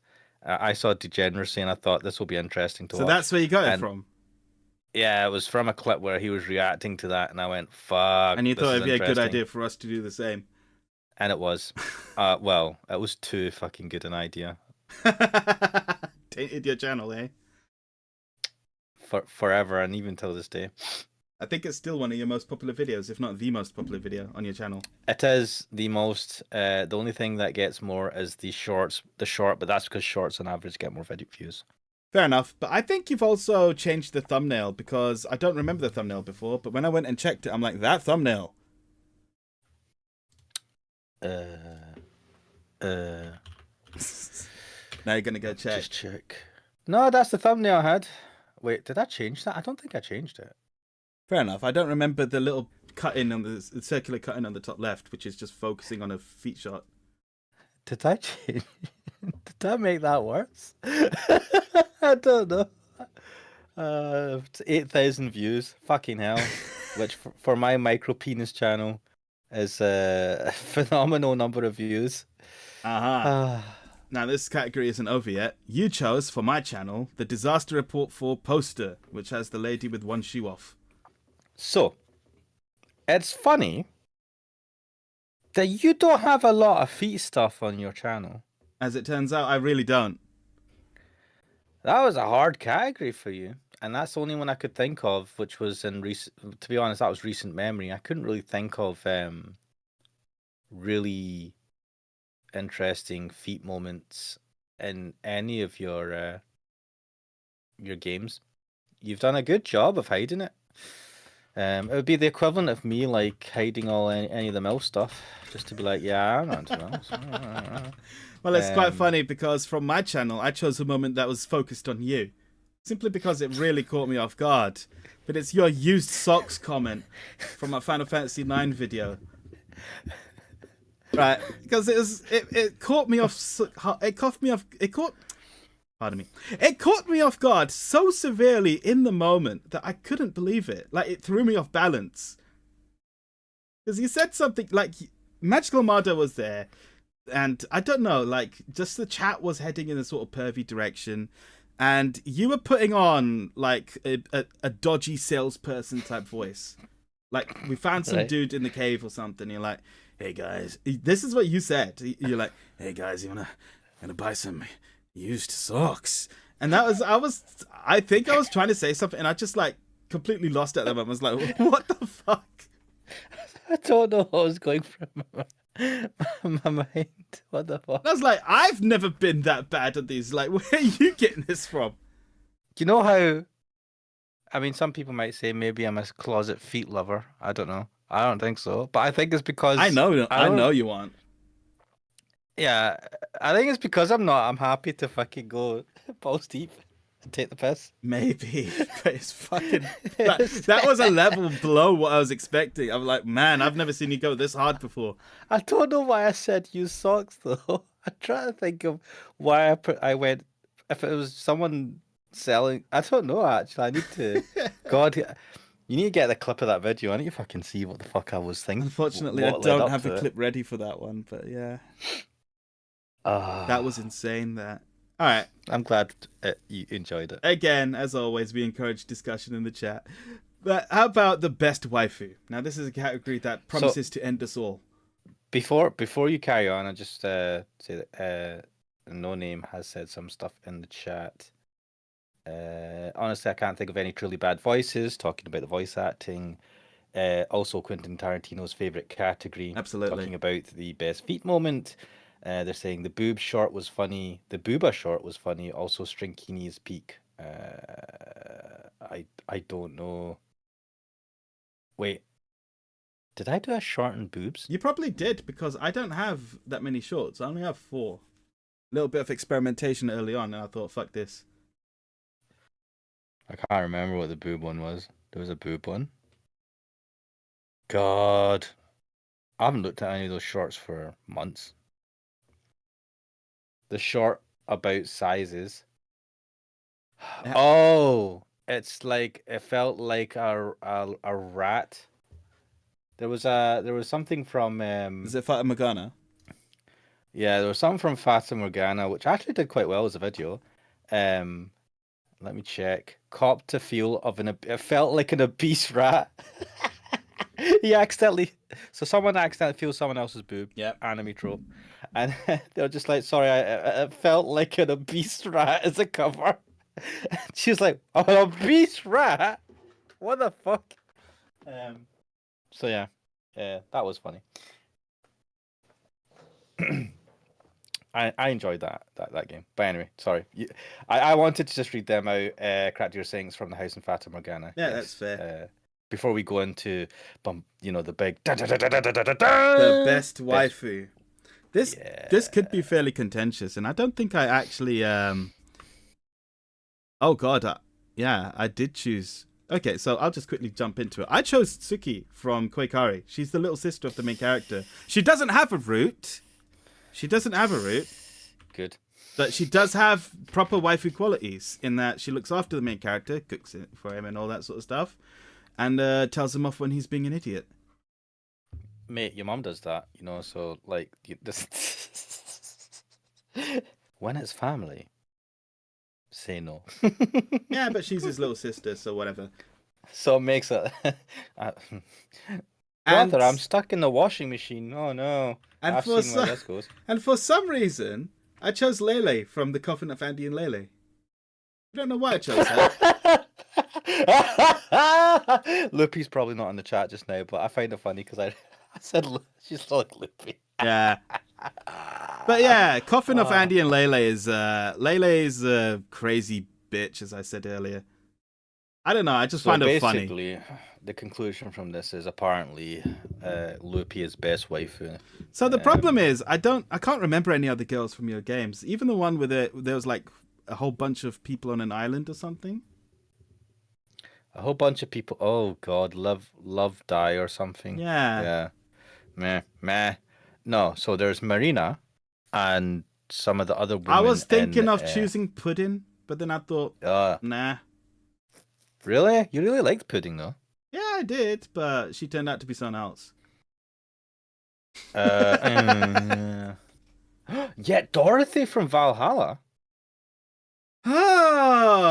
She's a good choice, but not loyal. I do like her though. I do like Dorothy a lot. In Police Knots, there wasn't too many waifus. Someone posted a Bible Black UMD video disc on Twitter. What, they dumped the disc? How? Well, actually, I shouldn't ask that. Alright, so you've chosen for Best Waifu, Giselle from Shironogasu Island. No. Let me, Oh no, from Fata Morgana, right? Yeah. God, there's 2 characters with the same name. Oh, shit. Yep. I don't want to spoil anything, but Best Waifu. she's pretty fucking awesome. And no surprise, for my channel, you've chosen the teacher from Koikari. Yeah, because I couldn't think of too many of off the top of my head, I couldn't think of too many people. And a teacher, though, the teacher, funnily enough, was on the top of my mind. So I don't regret that choice. Fair enough. These may not be definitive answers, but they are the answers we've chosen. Right. And this is one for me only. The Best Feat Award. Right, I'm just going to say that Crack Dealer has says, I'm a pick Jill from Valhalla. And the doll from Deathmark. Actually, yeah, she is pretty good. But she tried to kill us. I like a woman who can curse me for the rest of eternity. You know, Spirit Hunter Deathmark was really good. I should probably pick up that sequel. It's on sale, is it? Probably check the winter sale. It might be on sale now.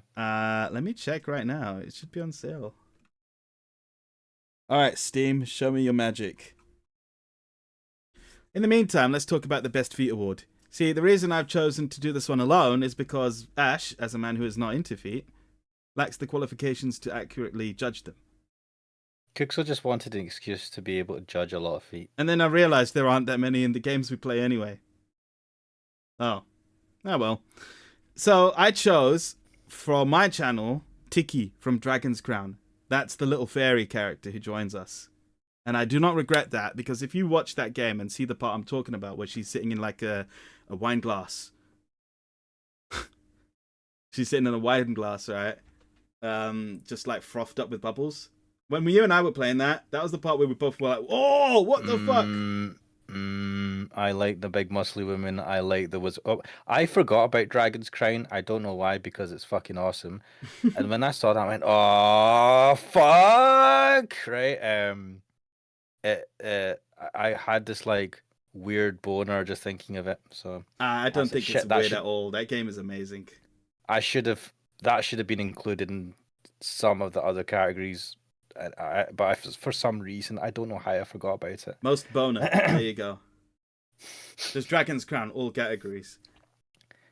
No name is saying Kuxo just wanted to talk about the size of their soul. SOLE.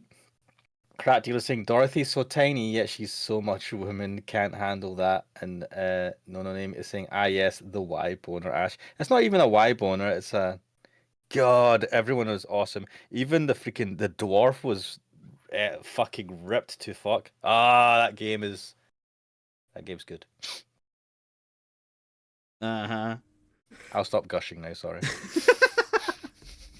It was a great game. We should play more of it at some point.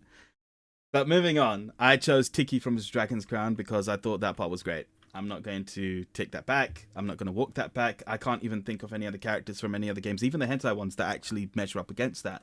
Simply because, well, I checked Koikari CGs and they were all kind of, like, not great from that perspective. So, yeah. Now, for your channel, I chose Akira from Shironagasu Island. Why? I just remembered that she was the only character who had a moment where she gets bitten on the ankle by a snake. And then you had to go down and you had to suck the venom out.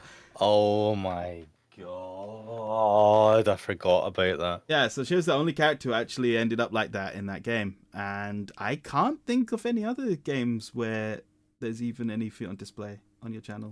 Because they're all visual novels, so his characters waist up. Do we not see any of the Song of Saya?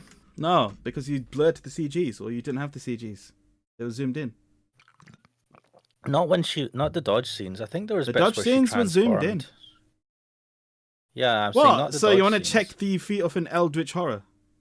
No, there's one bit where near the end where there's a transformation. Do you not see butterfly wings or something on her?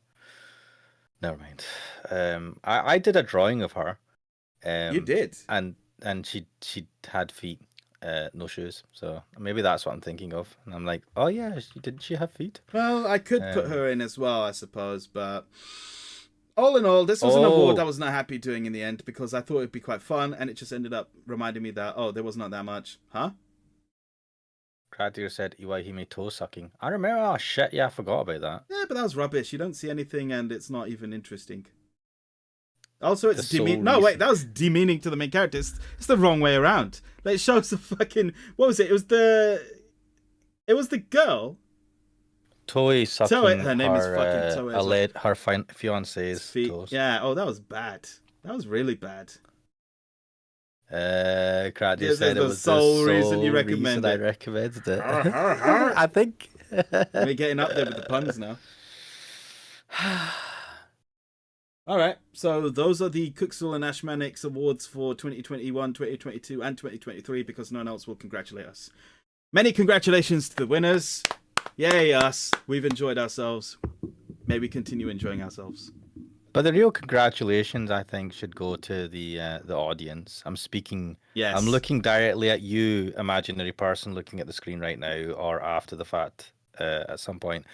No, thank you for watching our videos over the years, or at the very least Cooksul's videos if you're only on Cooksul's channel. Thank you guys in the chat, Rat Dealer, Mr. No Prince, No name. No Name, No name. and Garlic Bread X, of course, Evangelic Donut, and of course Loopy, who's probably fallen asleep or given up on us because whatever. Like really,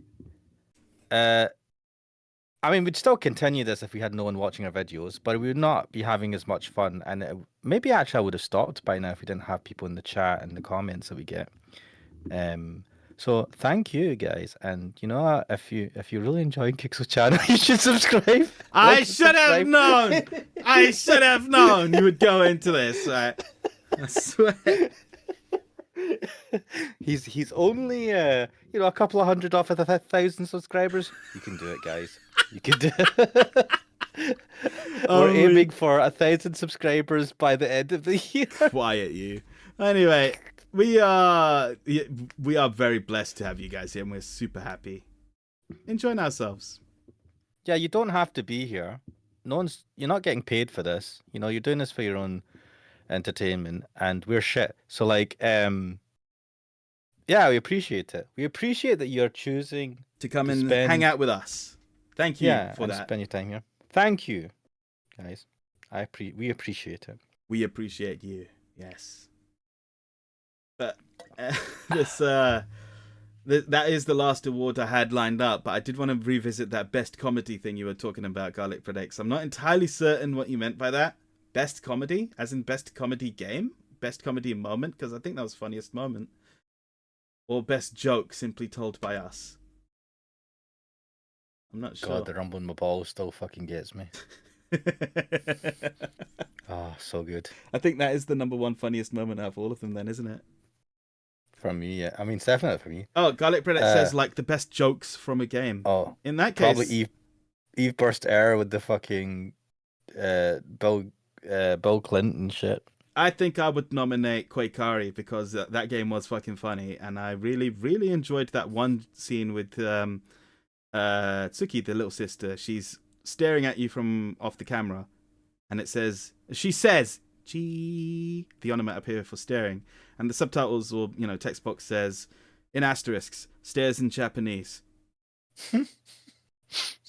I really enjoyed that one. There's a lot of great jokes in that game.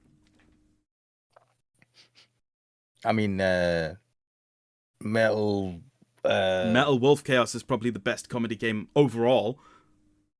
Holy shit, that thing was just a piss take. God.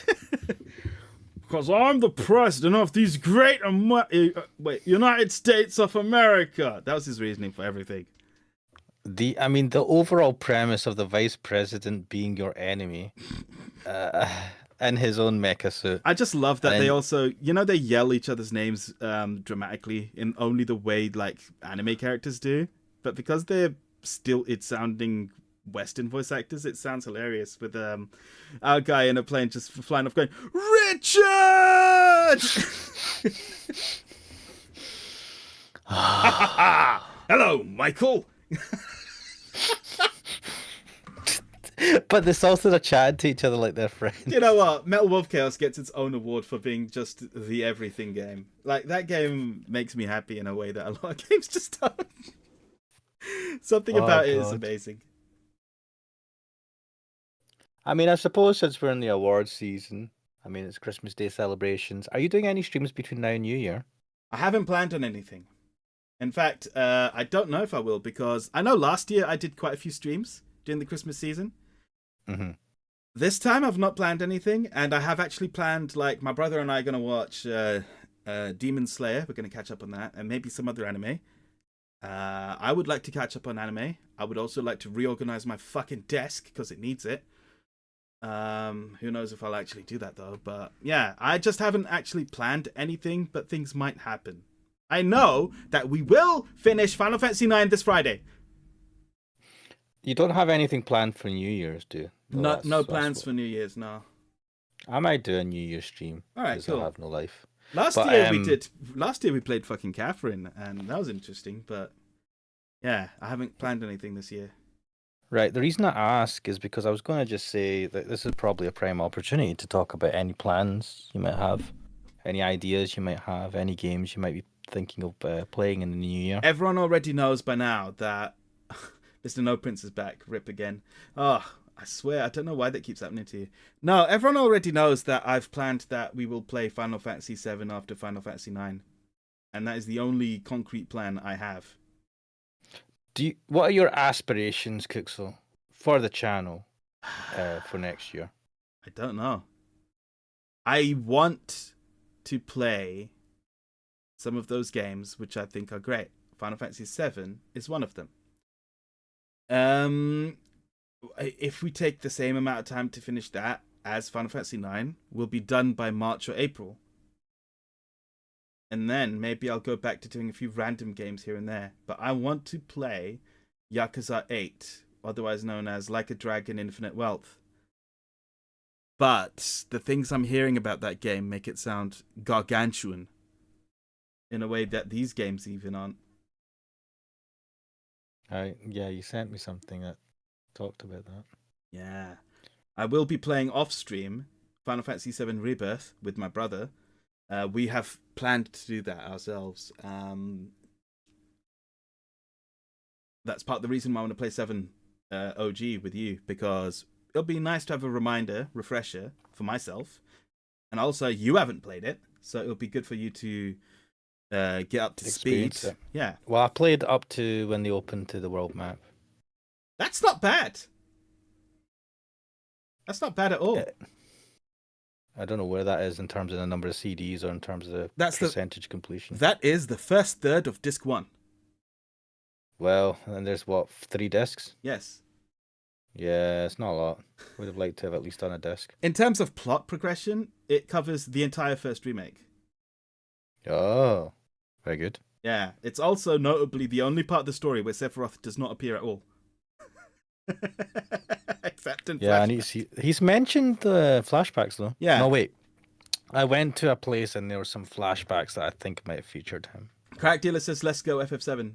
Oh, I take it you're looking forward to that one then. Mr. No Prince is saying, none of my messages sent, said Monica Blueklinski was peak pun humor. That was from Eve Burst Error. Eve Burst Error wins the category for peak puns and Bill Clinton jokes. Where's that one kid from the Game Awards? You can recommend it to him. Dude, he appeared everywhere. Loads of people interviewed him. Yeah. He became a thing for a good while, and then he appeared in other stuff as well. The Bill Clinton kid, yeah. Yeah, apparently he accosted a YouTuber called Hassan Wasanabe, or he's a Twitch streamer or something. I don't know. He's done other stuff, so yes, that was hilarious. For me, aspirations for next year. So we've gone beyond 100 subscribers, right? The both of us. I think that's happened this year. Yes. I think next year my aspiration is to try and, I don't know, get the finger out and maybe do more recorded, edited videos on stuff that's not just playing games. One aspiration I keep lying to myself that I'll do is start making games, really simple shit games.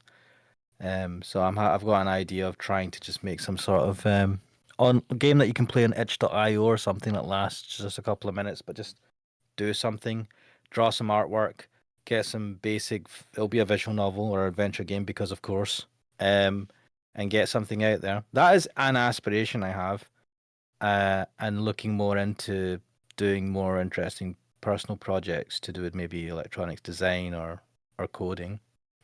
Because I know those videos do better. I mean, look at the video you did recently, the edited video of The of one that your, I you know, the one that I threw together in an hour. yes. That was never It's not- intended to become like widely viewed, and somehow it ended up being widely viewed. Because I think the gaming's what category did you list that under as a video type? Just FF7. No, you know, you can put like the type of video like gaming or finance or whatever. Yeah, just gaming. Title FF7. That was it.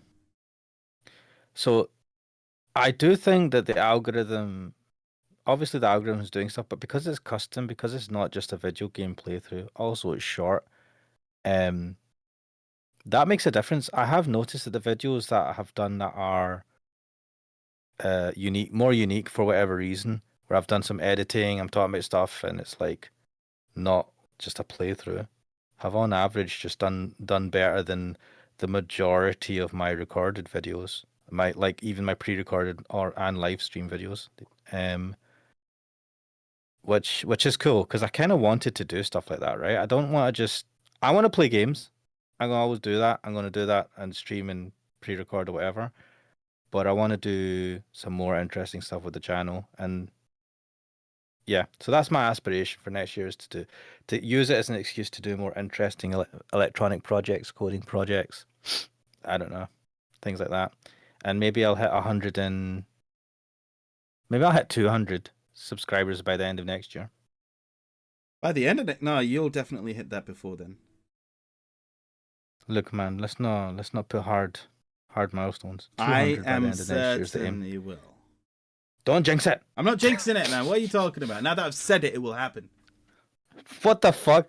Right, so I want Kuxel to hit 1,000 subscribers by the middle of next year. If you like our videos, please like and Oh, subscribe come to on. this channel. I swear. I hate it when you do that. Right, let me load up Steam and find that one game I was looking for. You know, I could have a look at Steam, and if you see anything interesting on the Steam sale that you can load it and play it right now. There you go. All right, Random. so it is on sale. Spirit Hunter NG, 50% off. Was it expensive? Is it expensive? Even with a 50% off, how much is it? £16.50. Whoa, it was 30 quid then, odd? Without the discount? Yeah. Oof. That's in like Pucka game territory. I'm cheap. This does look very interesting. It's similar in art style to Spirit Hunter Deathmark, looking at this, but it seems to be completely different characters in a different setting. Interesting. So same universe but different. Game Pit, 10 out of 10. Despite not being a direct sequel to The Amazing Deathmark, more like another story in the same universe, Spirit Hunter NG took everything which made the previous game great and further expands on it without holding back. Digitally downloaded, says NG is a visual masterpiece even by comparison to its predecessor. NG is a scary and atmospheric game that managed to surpass my high expectations of the Spirit Hunter series. For that, I could not recommend it more. And that's by Noisy Pixel, 9 out of 10. Mr. No Prince is saying, yeah, like and subscribe. Come on. Wait, did you have 137 subscribers at the beginning of this? Oh God, what is it now? It was what was it at the beginning of this? 136? 137, I think. Oh, One left. I thought you'd gone up one. I thought it had gone from 136 to 137. No, but it I've not was refreshed the page, so it won't change. No, it was Now that I think of 137. It was 137. So it's God, stuck. It's not changed at all. That's fine. God, I want to like go back to it, and it's like, oh, all of a sudden 200 subscribers, and I'd be like, yeah. All according to plan. I've seemed to have Pixel. attracted an older audience now as well. Looking at the stats. Mr. No Prince says soon you guys will pass my no name likes.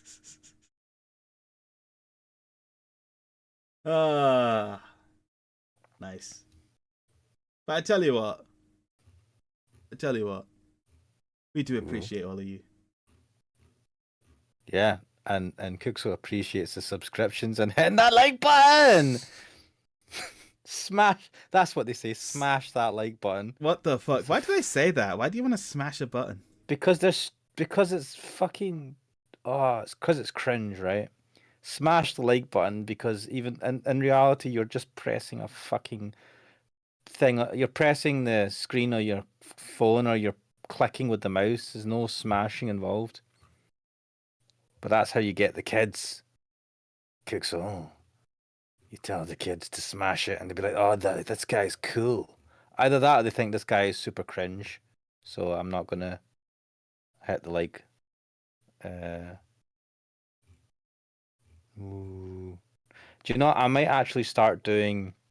So see if you're. I might just start doing between now and New Year's some playthroughs of the Phoenix Wright series. Not a bad idea. That's actually pretty good. Yeah, because you've already played it. I've already played it, so it's just going to be a bit of a nostalgia fest for me. It's just a bit of a chill stream. I mean, for me, the Final Fantasy games are nostalgia fests. That's true. I mean, if you want to jump on, if you're able to jump, I mean, do you want to be in on them? I might jump in on them. It depends when you do them because I try to keep myself open on the Sunday streams. Yeah. And that's now. Yeah. No, that's no problem because I'm thinking of just something that I can do on my own, or you can jump in. But not if it's something that you want to be in on all the time. So like that's why it's Sunday. So yeah, if you're fine just jumping in and not because you've played the games anyway. So. Oh, that's it. Crack Deer says, so Mr. No Prince is saying soon you guys will pass my no name likes. What currently at 240? For a second, I thought you said currently at 420, and I was gonna go nice. Crack Deer says hit the bell icon. Yeah, they say that. Hit the like and subscribe and hit the bell icon. That bell icon is to get your notifications sorted, right? Yes. Even then, the notifications are bloody bugged. Yeah, no, so it's designed to. So it's not going to definitely notify you. It'll notify you if it thinks that you want to be notified. How it judges that, I don't know. Again, none of it is straightforward. It never is it? Mr. No Prince says, smash it like the ugly chick at a bar during closing time. Oh dear. But where's my Steam thing gone? What did I do with the Steam window? What have you done? Oh, I've minimized it. There it is. I was looking at something and I can't remember what. Doesn't matter. Doing too many things at the same time. Yeah, I think I'll do Phoenix Wright when I feel like it. What else was I doing on the Tsukihime? What am I talking about? I forgot Tsukihime. I enjoy Tsukihime. I was trying to draw a character from Tsukihime today, but and I said I could do a drawing stream earlier in the day. But the problem with that is I can't use my iPad for that. I have to try and I have a drawing tablet that I can connect to the computer. Because if I do it on the iPad, the easiest way to do it is just stick a camera on top of the iPad, but that involves getting a camera to stick on top of the iPad, and I don't want to show my unsexy hands. So, Mr. No Prince, yeah, they're going on this Smash the Ugly Chick. Garlic Brett says like and subscribe and click on the bell and comment, and yeah. Ash Draw Neko Arc, he says. I remember Neko Arc. That's the little cat character. Little cute. Wait a minute. Wait, what is she looks like a chibi version of the girl that we saw. She is. What the fuck is going on, guys? Well, you're going to find out. You're playing Tsukihime. What is going on, guys? She appeared and then we turned into a fucking pervert. Like a killing serial killer pervert. Yep, you did. Some shifty about this fucking... And there's a Neko version of this. Practically is Paranormal Site. Oh shit! I forgot about that. You keep forgetting about that. The reason why I haven't played that is because I wanted to play that with you, so I was just keeping it for maybe a Sunday thing when I've ran out of. Oh no, you're not going to run out of stuff. Feel free to play it whenever. I want to do. So one of those things that's kind of I felt was fun and a bit more personal with Narcissu. So that's definitely a Sunday stream thing, because I want to do it with you, because we started it and I want to finish it, and I really enjoyed it. And I remember I even did I did an animation for that or something, didn't I? Perhaps. I did something for it. I have a drawing on my iPad that I did of a vehicle, and I can't remember why I did it. I need to look back at those videos to see. I think I did some. Anyway, I really enjoyed Narcissu. It felt like we were just going for a car ride. We finished the first part, didn't we? I think we were on the second part. So I kind of want to finish that. So that's something I plan to do at some point next year when we have time on a Sunday. Fair enough. When we're both available. So I just want to keep put that seed in your mind to remind you, so that you can maybe remind me if I forget. Look at that! I'm beginning to get a list of games, a backlog. Yeah. Do you know? I don't think I told you. I did actually get a game. No, maybe you were telling me that I should get this game. Let me have a look. What is it? What game was it? I don't know when I'm going to feel like playing it though. Let's see. First of all, I got AI the Somnium Files Nirvana Initiative, which is a sequel to the Somnium Files, the first one. I need to play that at some point. I don't know if I'm going to stream that. Where is it? Wait, did I get a game or did I just fever dream it? Because I thought I'd bought that Island visual novel and I hadn't. I was talking out of my arse. Oh, well, I don't think I have it in my Steam. Oh shit, maybe I dreamed it. Oh shit, I still got Root Double Before Crime After Days. Apparently that's quite highly rated as well. Shit. L.A. Noir. L.A. Noir. I actually bought it. Yeah, I forgot you bought that. Did I tell you I bought it? Yeah, you did. And I was saying to you for a while, you should play L.A. Noir.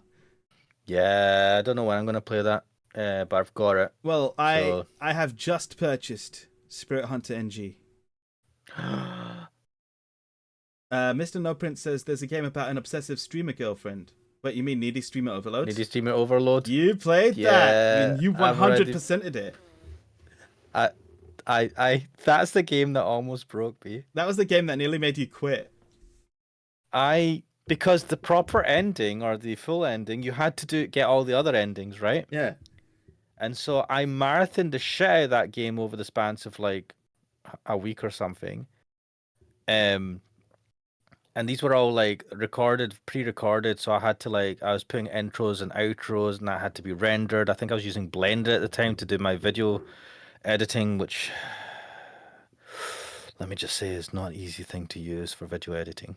It is doable, but anyway, that was a nightmare. Mr. No Prince says, I'm thinking about trying it. Go for it, but it just annoyed me. I had to get a guide to get all the different endings because it was, a pain in the arse to do. And then the final ending, I didn't feel like it was worth all the effort. So that was a bit of a letdown. But overall, I enjoyed that game. It's really well done. It's interesting. It is kind of funny. It's kind of wacky, and I think it's worth playing. It's not worth fucking marathoning it and putting a deadline and trying to get everything done. That's what I'll say. Well, I've still got Chaos Child there, and that's sitting there in my fucking. Will I ever finish Chaos Child? Will I ever go back to that, I wonder? It's a good question. I genuinely don't know. Mr. No Prince is thinking about trying Needy Streamer Overload. Go for it, man. Go for it. Yeah, Paranormus. I don't know how long there's that detective game that you played the demo of. That hasn't come out yet. I know, mate. I really like that. That was fucking well good, and it's a great game for streaming. The problem is there's no bloody no date for when it's coming out. No date for when it's coming out, and I don't know why. Like they really ought to be. That game looks well fun. I actually had a look at that. I said, "Oh man, that's like that's such a great game to play with a couple of people." We're talking about Tokyo Psychedelic, by the way, guys. Me and Ash played that demo completely by ourselves, offline, not even on video. He was sitting next to me on a sofa, and we played that. Shit, was I next to you in that one? Oh fuck. Yeah. I forgot that. Yeah, that felt so much fun, man. That is a great that it just like because it's proper detective work and you're sitting there and if you got the people in the chat, it's great because you'd be like, oh, what the fuck are we supposed to do here? And like yeah, and it's comfy and you're switching between things. It's like a really interesting game mechanics to look through. Like you feel like you're actually doing proper detective work. So, and then it's got the visual novel aspect to it, scenes and all that, which I really liked. Do you know I've got Sam and Max Hit the Road, which I never finished as well. Hmm. Oh God. Sam and Max hit the road. Yeah, that was wacky and interesting, but it didn't. I think I had some major technical issues with that game actually. Well, yeah. I think I remember the fucking Sam and Max. Like, I think those issues weren't the game itself. It was just the stream. But the game itself Yeah. was just not that great. At least to me it wasn't. It might be great, because I think it was one of those greatest games of all time.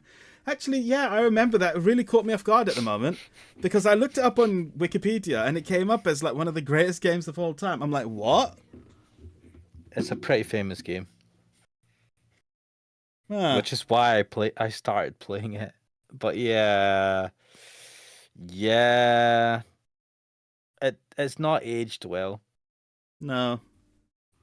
No, it hasn't. No. Mr. No Prince says, wait, like Eve? Yeah, apparently Eve Burst Air was one of the greatest games of all time. Eve Best Yeah, Era was rated one of the greatest games of all time by Famitsu magazine, right? I don't know who it was. I think it was Famitsu magazine, but yeah. Yeah, I was thinking, right, see if I make my own game. Mm-hmm. So so Tsukihime, I started thinking about this more because with Tsukihime, someone's got code and they Oh no. Ash, you died. Your microphone died while you were talking. Oh, sorry. Can you hear me now? I can hear you now. So playing Tsukihime, there's a web version of it, and the code for it is open sourced. The guy who's created the web version, I think he's deconstructed all the files that come in the original game, and he's used a framework to like render it on a website. And that's why it's got all the different extra settings and all that compared to the original game. It's actually kind of fascinating. The code's open source, but it got me thinking, man, I need to make a game, and I could just host it on my website, and I could like talk about it and do videos on it and shit, and it can end up being a shit game, but it's an incentive for me to like get on that path and try and fucking do stuff for it. I need to. Kuxel, people chat, pray for me. Whoever you pray to, pray for me. That I'm so lazy. I've been saying this for years. That and you I've still actually not done do it. something. Yeah. No, Mr. No Prince says Ash 3D Koi Rempi game win. 3D Koi? What? So I didn't want to. Do you know this is my own fault, right? Because I do programming. I didn't want to just use Rempi, even though you can use Rempi and it will do, for a visual novel, it'll do everything you need. I was like, no, I want something with more flexibility so I can stretch my coding skills. But I think I'm just being a dumbass. Koi Katsu. Oh God. No, it will definitely be a 2D game because I can't be fucked with fiddling around with the 3D rendering at this point. I want a game that's like low resource requirements. Keep it 2D animation. Because 2D is superior and all that shit. But yeah, do you know what? That's my goal for this week, to lie to myself that I'll make a game and then by the end of it not have done anything and then feel bad and get depressed. It's a good plan. That actually sounds really good, yeah. Cook's just like, yeah, I can. You died again. Oh god. This is probably a fucking sign. Part of the playthrough for Final Okay, Fantasy. yeah, 9. the bloody voice connection keeps dying. Yeah, do you know it's not showing any issues with me for some reason? Usually I at least get flickers. I just had a look and I saw the flicker from green to red to green again. Oh, it's happening to you. It's this time. happening. Oh, It's happened again. That's not good at all. It's happened again. Oh no, I saw it. Oh, you saw the blip. I didn't see it saw that the time. blip. I didn't see it that time. Sounds like Discord hates us again, guys. They hate Christmas. Pans. We should probably leave it there then. It's a shame. But yeah. Hopefully we'll do another stream during the week. If not, we will see you on Friday. Thank you for coming though. I really do appreciate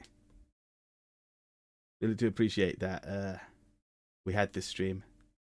It was nice to talk about the past, nice to think about the future, and nice to celebrate what has been. Cookso. Yes. Oh my god, it's it's it's cutting out and everything. Oh Yes. yeah. I'll just say see you later, guys, before I get cut out again. I think it is actually cutting out too much now. All right, yeah.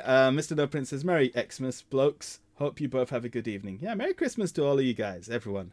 And hope you guys enjoy the holidays. Definitely spend some time with the people you care about. And yeah, just thank you again. Stay safe, stay good, like and subscribe, smash that like button, hit the hit the bell icon. You are fucking on the mark with that now. Yeah, baby. Later, everyone. Good night. See yous.